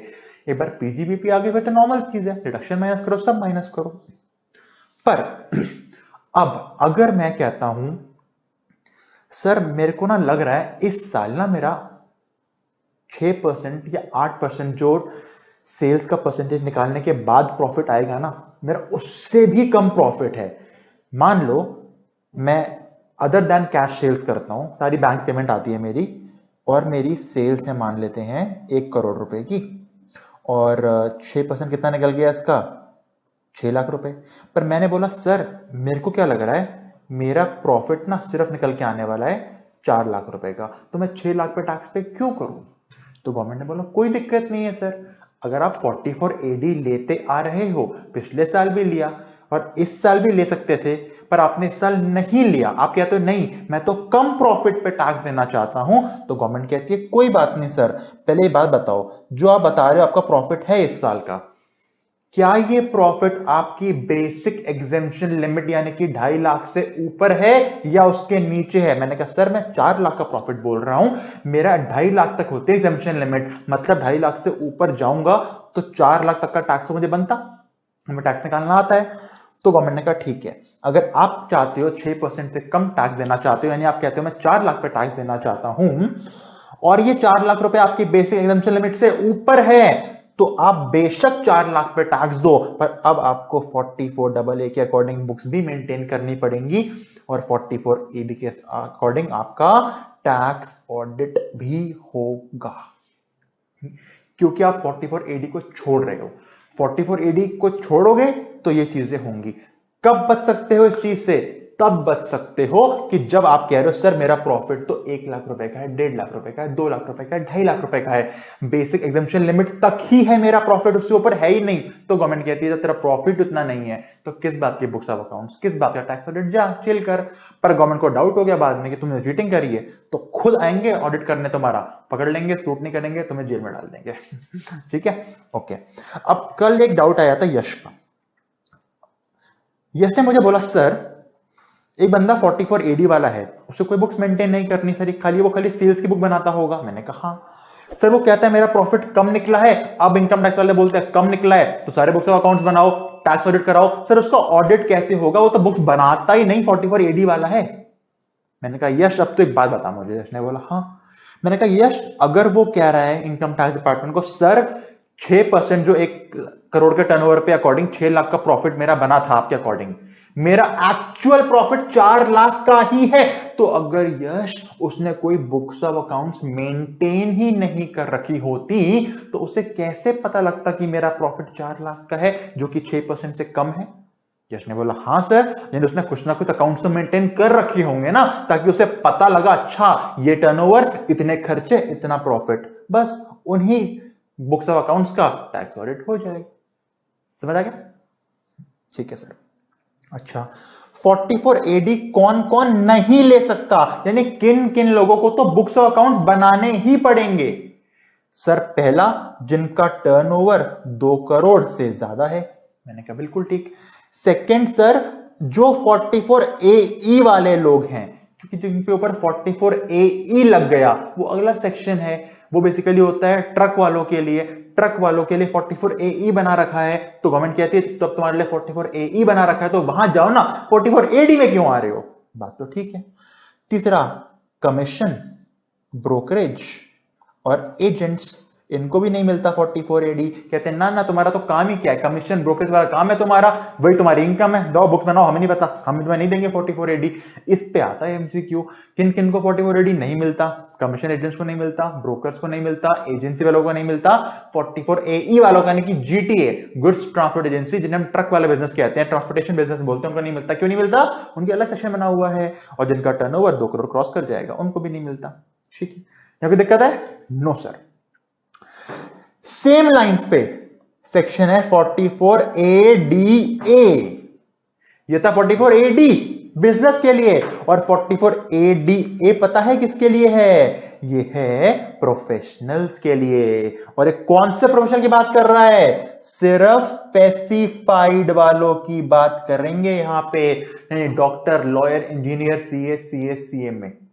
बाकी मैं अगर आपको सिर्फ पढ़ा रहा हूं, मैं CA नहीं हूं, मैं प्रोफेशनल तो हूं, पर क्या मैं स्पेसिफाइड हूं? नहीं सर। हाँ मैं CA हूं और पढ़ा रहा हूं तो प्रोफेशनल हूं, CA नहीं हूं, सिर्फ पढ़ा रहा हूं तो मैं स्पेसिफाइड प्रोफेशनल नहीं हूं, मैं सिर्फ प्रोफेशनल हूं। पर ये सेक्शन किसके लिए है? ये स्पेसिफाइड प्रोफेशनल्स के लिए।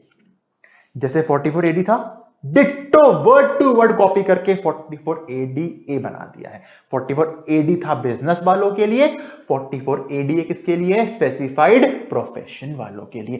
44AD के अंदर टर्नओवर मैक्सिमम कितना हो सकता था कि वो सेक्शन लेना है तो सर 2 करोड़ तक। 44ADA में है 50 लाख तक का टर्नओवर। ठीक है, 44AD के अंदर कितना परसेंटेज आपका प्रॉफिट माना था? सर कैश सेल्स करोगे तो टर्नओवर का 8%, कैश के अलावा इलेक्ट्रॉनिक मीन से करोगे तो टर्नओवर का 6%। यहां पे एक ही रेट है 50%। सर 50%? हाँ 50%। यानी अगर 100 रुपए कमाए 50 आपका प्रॉफिट बन गया, 50 पे टैक्स पे कर दो। 1000 रुपए कमाए 500 आपका प्रॉफिट बन गया, 500 पे टैक्स पे कर दो। गवर्नमेंट कहती है बिजनेस वालों के ना 1000 खर्चे होते हैं, रेंट देना होता है, स्टाफ को सैलरी देनी होती है, इंश्योरेंस कराना होता है, ट्रांसपोर्टेशन होती है। प्रोफेशनल्स की क्या खर्चे होते हैं? गवर्नमेंट को ऐसा लगता है। ठीक है भाई, गवर्नमेंट कहती है अगर नहीं चाहिए सेक्शन, लगता है हाई प्रॉफिट है, तो जाओ नॉर्मल बुक्स मेंटेन करो, निकालो प्रॉफिट। हम मना थोड़ी कर रहे हैं आपको, करो बुक्स मेंटेन, प्रॉपर खर्चे दिखाओ, जो इनकम आएगी हम मानने को रेडी हैं। पर अगर बुक्स मेंटेन नहीं कर रही है, टाइम नहीं है, तो 50% का टैक्स, 50% मानेंगे प्रॉफिट को।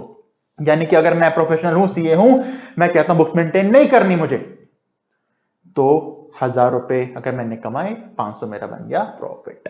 ठीक है, ठीक है सर। सेम पॉइंट यहां भी आ जाएगा। क्या एसएससी 50% प्रॉफिट से कम डिक्लेयर कर सकता है? हां कर सकता है, पर वही चीज जितना वो डिक्लेयर करेगा, अगर वो उसकी बेसिक लिमिट 2.5 लाख से ऊपर हो गया तो बुक्स मेंटेन करो, टैक्स ऑडिट करो, वरना शांति से 50% पे कर दो। और कोई खर्चे माइनस नहीं होंगे, हमको पता है और खर्चे माइनस नहीं होते कोई। यानी कि अगर और कोई खर्चे दिखा रखे हैं, मैंने ट्रांसपोर्टेशन एक्सपेंस दिखा रखा है, कहीं का रेंट दिखा रखा है, खर्चे माइनस नहीं होंगे। खर्चे माइनस क्यों नहीं होंगे? क्योंकि ऑटोमेटिकली 50% को मेरा प्रॉफिट मान लिया गया है, डिडक्शंस 80 से 80 माइनस होंगी। ठीक है, समझ आया पॉइंट आपको ये? ठीक है। आप सुन लो एक बात, एग्जाम पॉइंट में इंपॉर्टेंट नहीं है, प्रैक्टिकल लाइफ में इंपॉर्टेंट है। पता मुझे कैसे पता लगी थी ये? जब मैं आर्टिकलशिप कर रहा था ना, तो मैंने इस पॉइंट के ऊपर अपने सर से डांट खाई थी। डांट कैसे खाई सुनो। 44AD किसका है? सर ये है बिजनेस वालों का। 44AD किसका है? सर प्रोफेशनल जो कि स्पेसिफाइड हैं। सेक्शन नहीं लिखा हुआ है, पर इंटरप्रिटेशन ये है। क्यों? क्योंकि बोला है, देखो, रेजिडेंट एसएससी कौन हो सकता है? वही जो प्रोफेशन में हो, जो 44AA ने बोला है। पर AA ने क्या बोले थे? Specified professionals. यानी सर नॉर्मल प्रोफेशन वाला बंदा कहां गया? जो टीचर है, जो सिंगर है, वो कहां जाएगा? प्रोफेशनल तो वो भी है। मैंने कहा बिल्कुल ठीक। यानी कि देखो, अब 44AD ना सिर्फ बिजनेस को कवर नहीं करता है, ये प्रोफेशंस को भी कवर करता है, पर अदर देन स्पेसिफाइड को। यानी कि अगर नॉर्मल टीचर है, बुक्स मेंटेन नहीं करना चाहता, वो जाएगा बिजनेस वाले 44AD के अंदर, क्योंकि नॉर्मल प्रोफेशनल्स वहां कवर्ड हैं। कोई एक कुक है जो कुकिंग की सर्विसेज देता है किसी को, वो बुक्स मेंटेन नहीं करना चाहता, वो कुकिंग वाला प्रोफेशनल है, 44AD में नहीं जा सकता, स्पेसिफाइड में नहीं आता कुक, कहां जाएगा? 44AD में जाएगा। यानी 44AD सिर्फ बिजनेस वालों के लिए नहीं है, वो अदर देन स्पेसिफाइड प्रोफेशनल्स के लिए भी है। और शर्त लगा के बोल रहा हूं, किसी दोस्त से बोलना भाई एक नॉर्मल प्रोफेशनल है, कहां जाएगा? 44AD में, ADA में। हर बंदा ADA बोलेगा, मैंने भी ADA बोला था अपने टाइम पे, पर उसका क्या होगा? AD, क्योंकि बिजनेस और नॉर्मल प्रोफेशनल 44AD में कवर्ड हैं, स्पेसिफाइड प्रोफेशनल्स 44AD में कवर्ड हैं। और याद करने का तरीका सुन लो, 44AD किसके लिए है? प्रोफेशनल्स के लिए है। तो बन गया अड्डा, प्रोफेशनल्स का अड्डा। सारे प्रोफेशनल्स अपना अड्डा किसको बोलते हैं? 44AD 44AD अड्डा, 44 अड्डा। 44AD किसका? बिजनेस का और अदर देन स्पेसिफाइड प्रोफेशनल्स का। 44ADA किसका? स्पेसिफाइड प्रोफेशनल्स का। 44AD में टर्नओवर कितना? 2 करोड़ तक। 44ADA में 50 लाख तक। 44AD किसको नहीं मिलता? सर 44AE वालों को नहीं मिलता। अब आप सिंपल सी बातें लिखी नहीं है, पर जिसको 44ADA मिल रहा है, क्या उसको AD मिल सकता है? नहीं मिल सकता। ये है स्पेसिफाइड प्रोफेशनल्स के लिए, ये अदर्स के लिए। ठीक है, और किसको नहीं मिलता 44AD? सर कमीशन एजेंट्स को नहीं मिलता, ब्रोकर्स को नहीं मिलता, और तो मैं नहीं बताऊंगा, बताओ तो। कमीशन को नहीं मिलता, ब्रोकर को नहीं मिलता, और एजेंसी वालों को नहीं मिलता। कितना बनता है प्रॉफिट? टर्नओवर का 6% या 8%। यहां बनता है टर्नओवर का 50%। कॉमन पॉइंट क्या है? कम प्रॉफिट दिखाना चाहते हो दिखाओ, अगर जितना प्रॉफिट दिखा रहे हो वो बेसिक लिमिट से ऊपर है तो टैक्स ऑडिट हो जाएगा आपका। ठीक है सर। और सेम पॉइंट यहां भी, जिस साल बाहर निकलोगे 5 साल तक दोबारा नहीं आ सकते इसके अंदर। ओके, ये थे आपके एमसीक्यू वाले टॉपिक्स। अब आते हैं 44AE के ऊपर। AE 44AA accounts. AB अब होगा टैक्स ऑडिट। AD बिजनेस और नॉर्मल प्रोफेशनल्स के लिए, AD है प्रोफेशनल्स का अड्डा। खैर, मैंने एक पॉइंट छोड़ा था, उसे देख लो पहले। मैंने कहा था ना यहां पे हाँ ये पॉइंट था, एक तो नोट बोला था मैंने, अगर प्रिजम्पटिव इनकम वाले हो 44 एडी या एडीए वाले हो वो और कम प्रॉफिट दिखाना चाहते हो तो बुक्स ऑफ अकाउंट्स मेंटेन करने पड़ेंगे, वहां बताया था पॉइंट, इसलिए यहां छोड़ा था। उसके बाद टैक्स ऑडिट किसको करना होता है? बिजनेस वालों में टर्नओवर 1 करोड़ क्रॉस कर गया तो, प्रोफेशनल्स कोई भी हो 50 लाख क्रॉस कर गया तो, और अगर 44 एडी एडीए वाले हो तो जब 6%, 8% या 50% से कम दिखाना चाहते हो प्रॉफिट और आपकी टोटल इनकम जो दिखाना चाहते हो वो बेसिक लिमिट से ऊपर है तो होगा आपका टैक्स ऑडिट, जो यहां छोड़ा था वहां से लिंक करके बता दिया। अब चलते हैं एई के ऊपर, बहुत इंपॉर्टेंट, एग्जाम में आने के चांसेस 99.99% और प्रैक्टिकल क्वेश्चन बन के आएगा। देखो क्या बोलता है ये है ट्रांसपोर्टर्स के लिए यानी ट्रक्स के लिए, इन शॉर्ट कह सकते हो जीटीए, जीएसटी पढ़ोगे तो पॉइंट आएगा GTA, goods transport agency. Sir यहां ट्रक बोला है, बस नहीं है, बस चलाते हो, बस वाला बिजनेस है 44 एडी में जाओ, मोटर का टैक्सी का बिजनेस है 44 एडी में जाओ, ट्रक्स का ट्रांसपोर्टेशन करते हो तो 44 एई में आओ। ये बात ध्यान रखना, किसके लिए? ट्रांसपोर्टर, वो भी ट्रक वालों के लिए, जीटीए गुड्स ट्रांसपोर्ट एजेंसी के लिए। खैर क्या बोलता है ये सेशन क्यों आया? ट्रक वाले गए मोदी जी के पास, बोला मोदी जी यार एक बात बताओ, हम भी तो बिजनेस कर रहे हैं, हमें नहीं समझ आती बुक्स ऑफ अकाउंट मेंटेन करना वगैरह वगैरह। मोदी जी ने बोला कोई बात नहीं, 44 एडी है ना, जाओ दो 6% या 8% का प्रॉफिट। ट्रक वाले ने बोला अरे मोदी सुन, हमने तेरे को वोट करा है, हमको नहीं पता कितना हमारा टर्नओवर है, क्या 6%, क्या 8%, क्या टैक्स ऑडिट, हमको नहीं पता। मोदी ने बोला तो क्या चाहते हो भाई? उन्होंने बोला फिगर दे दे, किस अमाउंट पे टैक्स पे करना है। मोदी जी ने बोला ठीक है। तो मोदी जी ने बोला देखो, अगर आप छोटे ट्रांसपोर्टर हो, छोटे ट्रांसपोर्टर कौन होते हैं? जिनके पास less than equal to 10 trucks होते हैं at any time during the previous year. हमारा प्रीवियस ईयर कौन सा है सर? 1920, 1/4/19 को शुरू होता है, 31 मार्च 20 को खत्म होता है।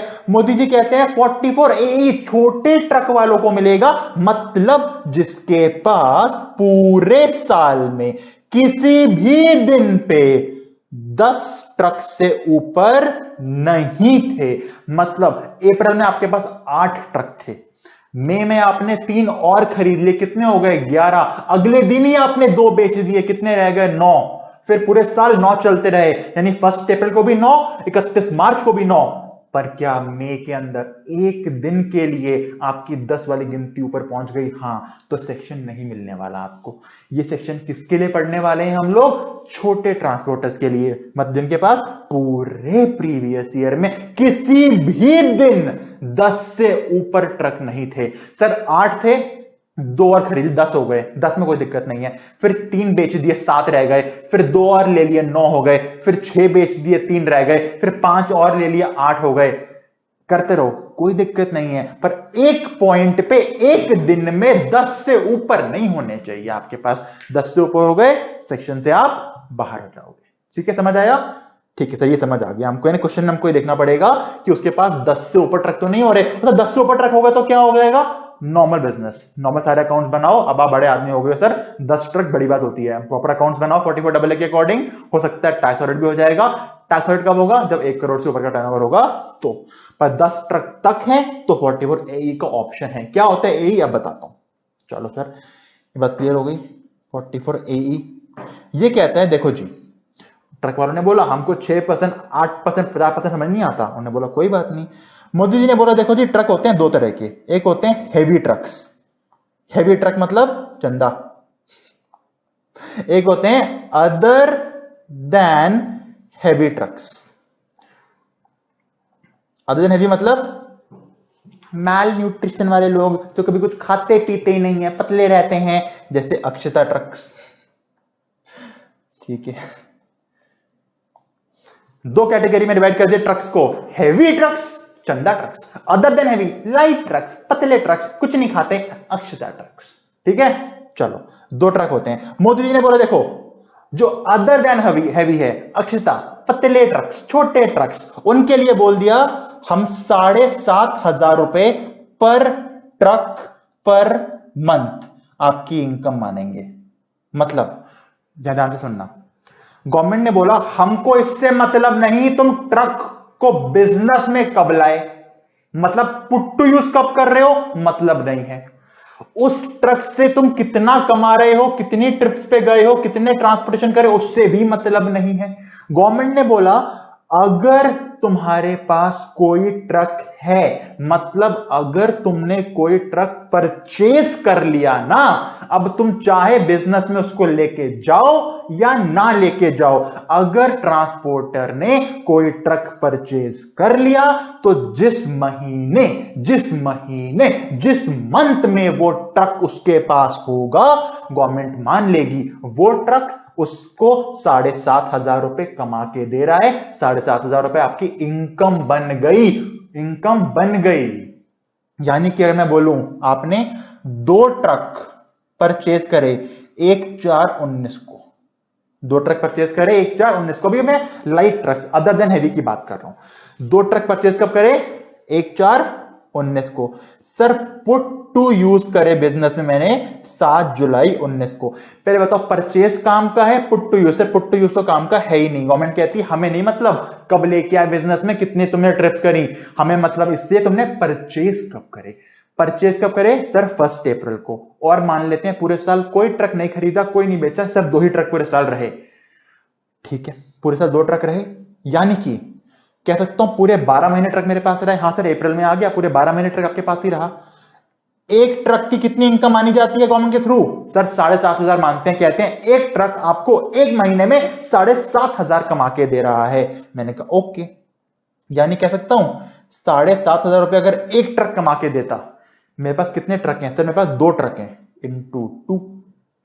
सर कितने महीने रहे ट्रक, सर पूरे 12 महीने रहे ट्रक, इंटू 12 कितना हो गया, 15,000 इंटू 12, सर 1,80,000 रुपए बन गई आपकी प्रॉफिट।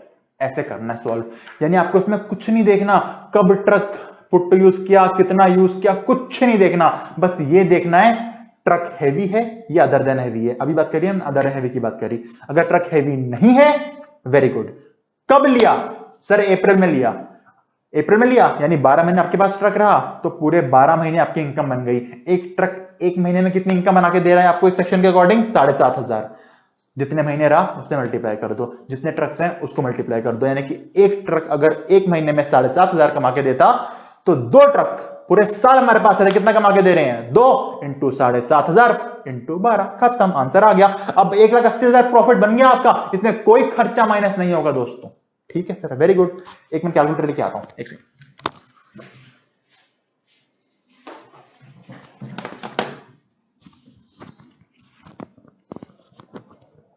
ठीक है सर, क्वेश्चन दिखाना एक बार, ये लो दोस्तों।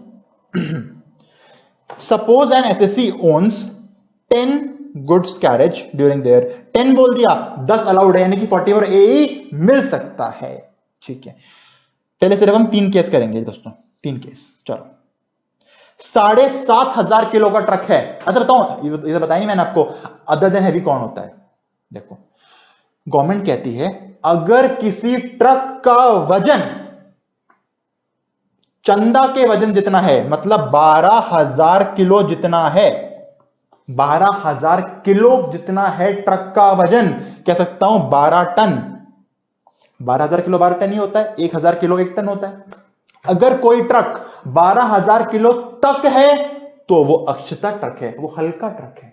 पर जैसे ही किसी ट्रक का वजन 12,000 किलो या 12 टन से ऊपर होगा तो वो चंदा ट्रक बन जाएगा, वो हैवी ट्रक बन जाएगा, ठीक है। अभी 7,500 पर मंथ मैंने कौन से ट्रक की बात करी है, चंदा ट्रक की, अक्षता ट्रक की, सर अक्षता ट्रक की। यानी क्वेश्चन आपको देखना पड़ेगा अब ट्रक का वेट कितना, क्वेश्चन बताएगा आपको। अगर क्वेश्चन में वेट 12,000 किलो तक है तो आपको कुछ नहीं पढ़ना उसके आगे दोस्तों, सिर्फ जब लिया ट्रक वो जितने महीने रहा वो इंटू 7,500 कर देना, आपकी प्रॉफिट अपने आप निकल के आ जाएगा, सिंपल इतना, ठीक है। सर अब बच्चे पूछते सर मैंने कोई ट्रक ना 4 अप्रैल 19 को लिया है, तो क्या करेंगे सर, 4 अप्रैल को लिया है, हम दिन देखते नहीं, हम महीना देखते हैं। जिस महीने ट्रक लिया, चाहे आपने 30 अप्रैल को ही क्यों ना लिया हो, चाहे महीने के आखिरी दिन पे क्यों ना लिया हो, हम पूरे महीने की इनकम 7,500 बना देते हैं, सिंपल। गवर्नमेंट कहती है दिन से मतलब नहीं है, जिस दिन ट्रक लिया दिन इंपॉर्टेंट नहीं है, वो महीना इंपॉर्टेंट है। जिस दिन ट्रक लिया वो दिन इंपॉर्टेंट नहीं, वो महीना इंपॉर्टेंट है, और पूरे महीने की आपकी 7,500 की इनकम मान ली जाएगी। ठीक है सर। यानी कि सर हल्का ट्रक है, 12,000 किलो तक है, अक्षता ट्रक है, इनकम वेट देखना नहीं है, नहीं, सिर्फ देखना है 7,500 रुपए पर मंथ का बन गया आपका प्रॉफिट। वही अगर हैवी ट्रक है, चंदा ट्रक है, तो अब आप पता है क्या करोगे, अब हैवी ट्रक तो कितना भी हो सकता है, 12,000 से ऊपर कितना भी वेट हो, 13,000 किलो, 14,000 किलो, 20,000 किलो, 50,000 किलो, हमें क्या पता, हैवी के अंदर कोई लिमिट थोड़ी है। चंदा तो कितनी मोटी होती है क्या हमें पता, चंदा क्या पता हमको। तो सुनो, कोई ट्रक अगर 12,000 किलो से ज्यादा का है तो गवर्नमेंट कहती है, जैसे अक्षता ट्रक में, हल्के ट्रक में हमने 7,500 फिक्स कर दिया था, यहां फिक्स नहीं है, यहां गवर्नमेंट कहती है टन इंटू 1000, यह आपका बनेगा प्रॉफिट। जितने टन इंटू कर दो 1,000 रुपए, जितने ton, 15 ton 15 into 1,000 15,000, 20 ton 20 into 1,000 20,000, 25 ton 25 into 1,000 25,000। जितने टन का ट्रक होगा हैवी वाला, उसे मल्टीप्लाई करो 1,000 रुपए से, जो निकल के आएगा, जैसे 15,000 20,000 25,000, वो मानी जाएगी आपके एक महीने की प्रॉफिट। यानी अदर देन हैवी, अक्षता ट्रक्स 12,000 किलो तक का ट्रक है तो फिक्स अमाउंट 7,500 रुपए। हैवी ट्रक, चंदा ट्रक, 12,000 किलो से ज्यादा का ट्रक, तो जितना टन होगा इंटू करना 1,000 रुपए से, जो अमाउंट निकल के आएगा वो बन जाएगा पर मंथ का आपका प्रॉफिट। ठीक है, ठीक है सर। अगर बोला 12,500 किलो, अब क्या करेंगे सर, 12,500 मिला तो राउंड ऑफ करना पड़ेगा, हमें राउंड ऑफ करना है, 1,000 के मल्टीपल में राउंड ऑफ होगा हमेशा। 12,500 बोला है तो मानेंगे 13,000 किलो है, यानी कि 13 टन है। अगर बोला है 19,800 किलो का ट्रक है तो राउंड ऑफ कर दो 20,000 किलो पे, क्या बन जाएगा 20 टन। अगर बोला है 12,100 किलो है तो राउंड ऑफ हो जाएगा 12,000 पे, और 12,000 मतलब अक्षता ट्रक बन जाएगा अभी। ठीक है, ठीक है। देखो राउंड ऑफ करना आता है ना, 500 या ज्यादा हायर राउंड ऑफ, 500 से कम लोअर राउंड ऑफ। देखो 7,500 किलो ट्रक है, कौन सा, चंदा अक्षता, सर अक्षता 12,000 तक अक्षता, अक्षता बढ़िया, कितनी बन गई इनकम, 7,500 रुपए बन गई इनकम। अगला 9,000 किलो का ट्रक, कौन सा सर, अक्षता, कितनी इनकम बन गई सर 7,500। अक्षता ट्रक के अंदर इनकम हमें देखना ही नहीं कितना वेट है, सीधे 7,500 होगा। 10,000 किलो का ट्रक, सर अक्षता कितना आएगा इनकम 7,500। 12,000 किलो का ट्रक, सर अगेन अक्षता 7,500। 12,550 किलो, 12,550, सर एक चंदा कैटेगरी बन चुकी है, यहां पे हमें टन से मल्टीप्लाई करना पड़ेगा, जल्दी बोलो। 12,550 राउंड ऑफ कहां होगा, 12,000 पे या 13 पे, सर 550, 13 पे राउंड ऑफ होगा, 13,000 पे हो गया राउंड ऑफ। 13,000 किलो मतलब कितने टन, सर एक टन होता है 1,000 किलो का, तो 13,000 किलो मतलब 13 टन। 13 टन हम आ गए, इंटू करेंगे 1,000 रुपए से, कितना हो गया 13,000 रुपए, 13,000। 15,225 किलो, राउंड ऑफ कहां पे होगा, सिर्फ 15,000 पे राउंड ऑफ होगा, 225 है नीचे राउंड ऑफ होगा। ठीक है, 15,000 किलो मतलब 15 टन, 15 इंटू 1,000 सर 15,000 रुपए। 17,000 किलो मतलब 17 टन, 17 इंटू 1,000 17,000 रुपए। 20,000 किलो मतलब 20 टन, 20 इंटू 1,000 20,000। 22 मतलब 22, 25 मतलब 25, ये मान निकाल ली इनकम। ये भी कर सकते हो, अगर मल्टीप्लाई नहीं करना तो जितने किलो हैं उतना अमाउंट, जितने किलो उतना अमाउंट, वरना टन, टन गिवन है, टन को इंटू 1,000 कर देना, किलोग्राम गिवन है तो इक्वल टू सेम निकल के आता है, देखो हमेशा, बस राउंड ऑफ करना मत भूलना। ठीक है, अब मैं assumption लेके चल रहा हूं इस क्वेश्चन में कि सारे ट्रक मैंने 1/4/19 को ही ले लिए थे, मतलब अप्रैल में सारे ट्रक मैंने खरीद लिए थे।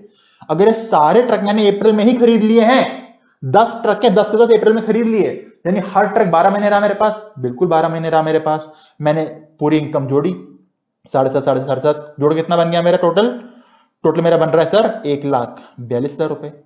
1,42,000 तो मेरी एक महीने की इनकम हुई, क्योंकि मैंने एक महीने की इनकम जोड़ी है। छोटे ट्रक की एक महीने की कितनी इनकम होती है 7,500, बड़े ट्रक की इंटू 1,000 करके निकालते हैं, निकाल ली। एक महीने की कितनी इनकम, 12 महीने कितनी हो गई, 12 से मल्टीप्लाई कर दो, आंसर आ गया 17,04,000। अब ये ट्रांसपोर्टर 17,04,000 पे टैक्स पे कर देगा, सिंपल। क्लियर था, क्लियर, आगे चलते हैं।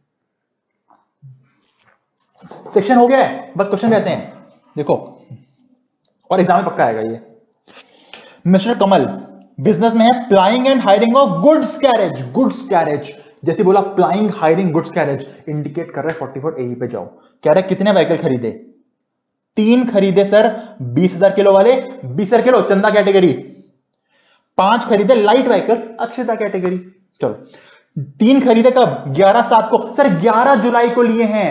दिन काम का महीना सर, महीना काम का, यानी कि जुलाई से लेके मार्च कितने महीने रहे ये 3 ट्रक हमारे पास? सर अप्रैल में जून 3 महीने हटा दो सर, 9 महीने रहे हमारे पास ट्रक। ठीक है, 5 हल्के ट्रक लिए 20 सितंबर को।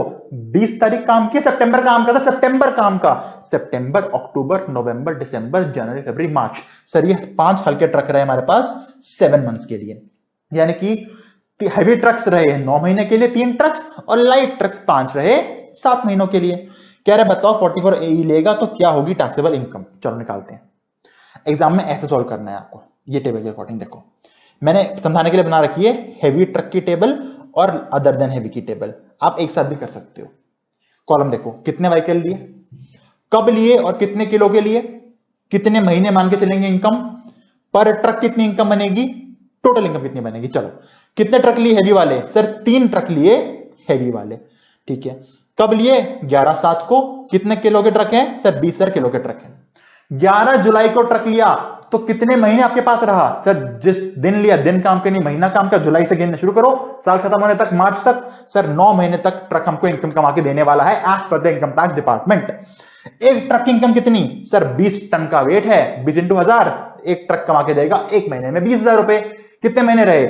9 महीने। कितने ट्रक हैं? 3, 20,000 इंटू 3 ट्रक इंटू 9 महीने, आ गया 5,40,000 की इनकम। सिंपल। चलते हैं हैवी ट्रक के ऊपर। कितने हैं? सर 5। कब लिए? 20/9 को। सर लाइट ट्रक का वेट नहीं लिखना, जरूरत ही नहीं लाइट ट्रक की वेट की, क्योंकि अक्षता कैटेगरी के ट्रक हो तो वेट देखना ही नहीं है। फिक्स अमाउंट कितना है? 7,500 हर मंथ के ट्रक की इनकम। ओके, कितने महीने रहे? सर 7 मंथ्स, सितंबर से मार्च तक। लो जी बन गया। एक ट्रक एक महीने में 7,500 कमा के देगा, तो 5 ट्रक कितने देंगे? 7,500 इंटू 5, कितने महीने इंटू 7, आगे 262, दोनों को जोड़ो 540, और ये टोटल इनकम 8,02,500। यानी अगर 44 AE में जाता है ट्रक वाला तो 8,02,500 बन जाएगा उसका प्रॉफिट। इस पे टैक्स पे कर दे। पर वो कहता है सर मैं कहता हूं मेरा टर्नओवर था 80 लाख रुपए का, मेरा प्रॉफिट तो 6 लाख का बन के आ रहा है, क्या मैं 44 AE के बाद जा सकता हूं और क्या इस एक्चुअल 6 लाख के प्रॉफिट दे सकता हूं? मैंने बिल्कुल, तू तेरे को लग रहा है तेरा एक्चुअल प्रॉफिट 6 लाख का है तो 6 लाख पे टैक्स पे कर दे, में कोई दिक्कत नहीं है। पर जैसे ही 44 AE से बाहर जाएगा ना तो तेरा क्या हो जाएगा? टैक्स ऑडिट हो जाएगा। Simple simple sir. ये करते हैं। मिस्टर एक्स ने बिजनेस स्टार्ट किया है 1/4/19 को, इसे करना स्टार मार्क। अच्छा क्वेश्चन। उसने परचेज करे फॉलोइंग ट्रक्स 19-20 में, कह रहा है 44 AE के अकॉर्डिंग इनकम निकालो। कितने ट्रक हैं? 2, 3, 4, 5, 6, 7, 8, 9, 10। चलो 10 ही ट्रक हैं इसके पास, कोई दिक्कत नहीं है। ठीक, ये वेट गिवन है और एक कब लिए वो गिवन है और कितने लिए वो गिवन है। 7,000 किलो के 2 ट्रक खरीदे 10/4 को, 6,500 किलो का एक ट्रक लिया 15 मार्च को, 10,000 के 3 ट्रक लिए 16 जुलाई को, 11,000 का एक लिया 2 जनवरी को, 15 का 2। ये ठीक है, ये कैटेगरी गिवन है। तो ऐसा बच्चे पूछते सर कोई ट्रक मैंने पिछले साल ले रखा हो तो क्या होगा? कोई ट्रक पिछले साल लिया होगा यानी कि इस साल 1 अप्रैल को आपके पास ही पड़ा होगा। हाँ सर, तो उसकी इनकम 7,500 रुपए, छोटा है तो बड़ा है, जितने टन वाला होगा उतनी इनकम हम अप्रैल से मानने लग जाएंगे। सिंपल। खैर चलो सॉल्व करते हैं। ये लिख दिया मैंने कि इसके बाद 10 के ऊपर ट्रक नहीं है तो 44 AE ले सकता है। कैसे कैसे होगा वो मैंने समरी लिख दी, आप चाहो तो लिख भी देना, वरना फर्क नहीं पड़ता। अब देखो मैंने बनाई टेबल, नंबर ऑफ व्हीकल्स कितने हैं, कब लिया, क्या वेट है, कितने महीने मानेंगे, इनकम कितनी होगी, टोटल इनकम कितनी होगी। पहला कैटेगरी 7,000 किलो का ट्रक 2 लिए, यहां लिखा 2 ट्रक। कब लिए सर? तो 10 अप्रैल को लिए। 10 अप्रैल को 60 टन, 7,000 किलो मतलब 60 टन के 2 ट्रक लिए। 10 अप्रैल को लिए, कौन से महीना काउंट होगा सर? 10 अप्रैल मतलब पूरा अप्रैल काउंट होगा, 12 महीने अप्रैल के हो गए। 7,000 किलो छोटा ट्रक, अमाउंट सर 7,500 रुपए एक ट्रक की इनकम, 7,500 एक महीने की एक ट्रक की इनकम। कितने ट्रक हैं? 2, कितने महीने? 12, मल्टीप्लाई कर दिया, आ गया। अगला 6,500 किलो का ट्रक एक ही लिया है 15 मार्च को, आखिरी महीने में लिया, क्या फर्क पड़ता है? एक ट्रक लिया 15 मार्च को, 6.5 टन का है, ठीक है, लाइट वेट में टन देखते ही नहीं हम लोग तो। इनकम आ गई 7,500, एक ट्रक एक महीना, लिख दिया। अगला 10,000 11,000 टन भी आराम से कर लोगे अब आप, 3 ट्रक 2 ट्रक पे, दोनों लाइट हैं। हम चलते हैं हैवी के ऊपर। 15,000 किलो के ट्रक 2 लिए हैं 29 अगस्त को। 15,000 किलो के 2 ट्रक, ये हो गए चंदा कैटेगरी हैवी ट्रक्स। तो मैंने यहां लिखा 2 ट्रक 15,000 किलो के लिए, यानी 15 टन के लिए। कब लिए? 29 अगस्त को। अगर 29 अगस्त को लिए तो अगस्त, सितंबर, अक्टूबर, नवंबर, दिसंबर, जनवरी, फरवरी, मार्च, 8 महीने हमारे पास रहे 2 ट्रक। ठीक है, कितना अमाउंट पर महीने की इनकम बनेगी सर? जितने टन इंटू 1000, 15,000 रुपए बन गया। 15,000 इंटू 2 ट्रक इंटू 8, ऐसे ही वाला भी कर लोगे आप दोस्तों। ठीक है, यानी कि टोटल की इनकम बन गई 6,82,500 and the section is over. Question कहता है सर इससे फर्क पड़ता क्या? मैंने कहा किससे? कि सर जो उसने अप्रैल में ट्रक लिया था ना वो पुट टू यूज जुलाई में करना स्टार्ट करता है, इससे फर्क ही नहीं पड़ता। हम पुट टू यूज देखते नहीं, हम तो डेट ऑफ परचेज देखते हैं। And 44A is over. ये दोस्तों थे आपके प्रिजम्पटिव इनकम वाले सेक्शंस। 44A क्या था? बुक्स ऑफ अकाउंट कौन कौन बनाएगा, कब बनाएगा। 44AB क्या था? अब होगा टैक्स ऑडिट। 44AD क्या था? प्रिजम्पटिव इनकम ऑफ बिजनेस वाले या फिर नॉर्मल प्रोफेशनल्स। 44AD है किसका अड्डा? प्रोफेशनल्स का अड्डा। स्पेसिफाइड प्रोफेशनल हो जाओ स्पेसिफाइड प्रोफेशन के अंदर, 44AD के अंदर जाओ। और ट्रक वाले हो तो 44AE में आओ। 44AD और ADA में क्या कोई खर्चे माइनस होते हैं? नहीं सर, परसेंटेज गिवन है, खर्चे माइनस नहीं होते। पर 44AE के अंदर दोस्तों, 44AE में इंटर लेवल पे काम का नहीं है, एमसीक्यू हो सकता है। 44AE में क्योंकि हम परसेंटेज नहीं बनाते, हमने आपकी इनकम बना दी हर महीने की ट्रक्स के अकॉर्डिंग, तो यहां पे गवर्नमेंट कहती है एक खर्चा आपको अलाउ करेंगे हम लोग, और वो है 40B वाला। मतलब अगर फर्म है, ट्रक्स वालों की पार्टनरशिप फर्म है, तो पार्टनर्स रेम्युनरेशन, सैलरी और उस पे इंटरेस्ट, ये खर्चा माइनस होता है सिर्फ 44AE वालों में। ये स्टार मार्क करना। 44AD और ADA कोई खर्चा माइनस अलाउ नहीं करते, पर 44AE वाले एक खर्चा अलाउ करते हैं। अगर पार्टनरशिप फर्म है तो पार्टनर्स को सैलरी, पार्टनर्स को इंटरेस्ट अलाउड होता है, इसके अलावा कोई खर्चा माइनस नहीं होता। डिडक्शंस 80 से 80U हर केस माइनस होती ही होती है। ठीक है, ठीक है। सुनो गुड न्यूज, एक अकेला सेक्शन बचा है जो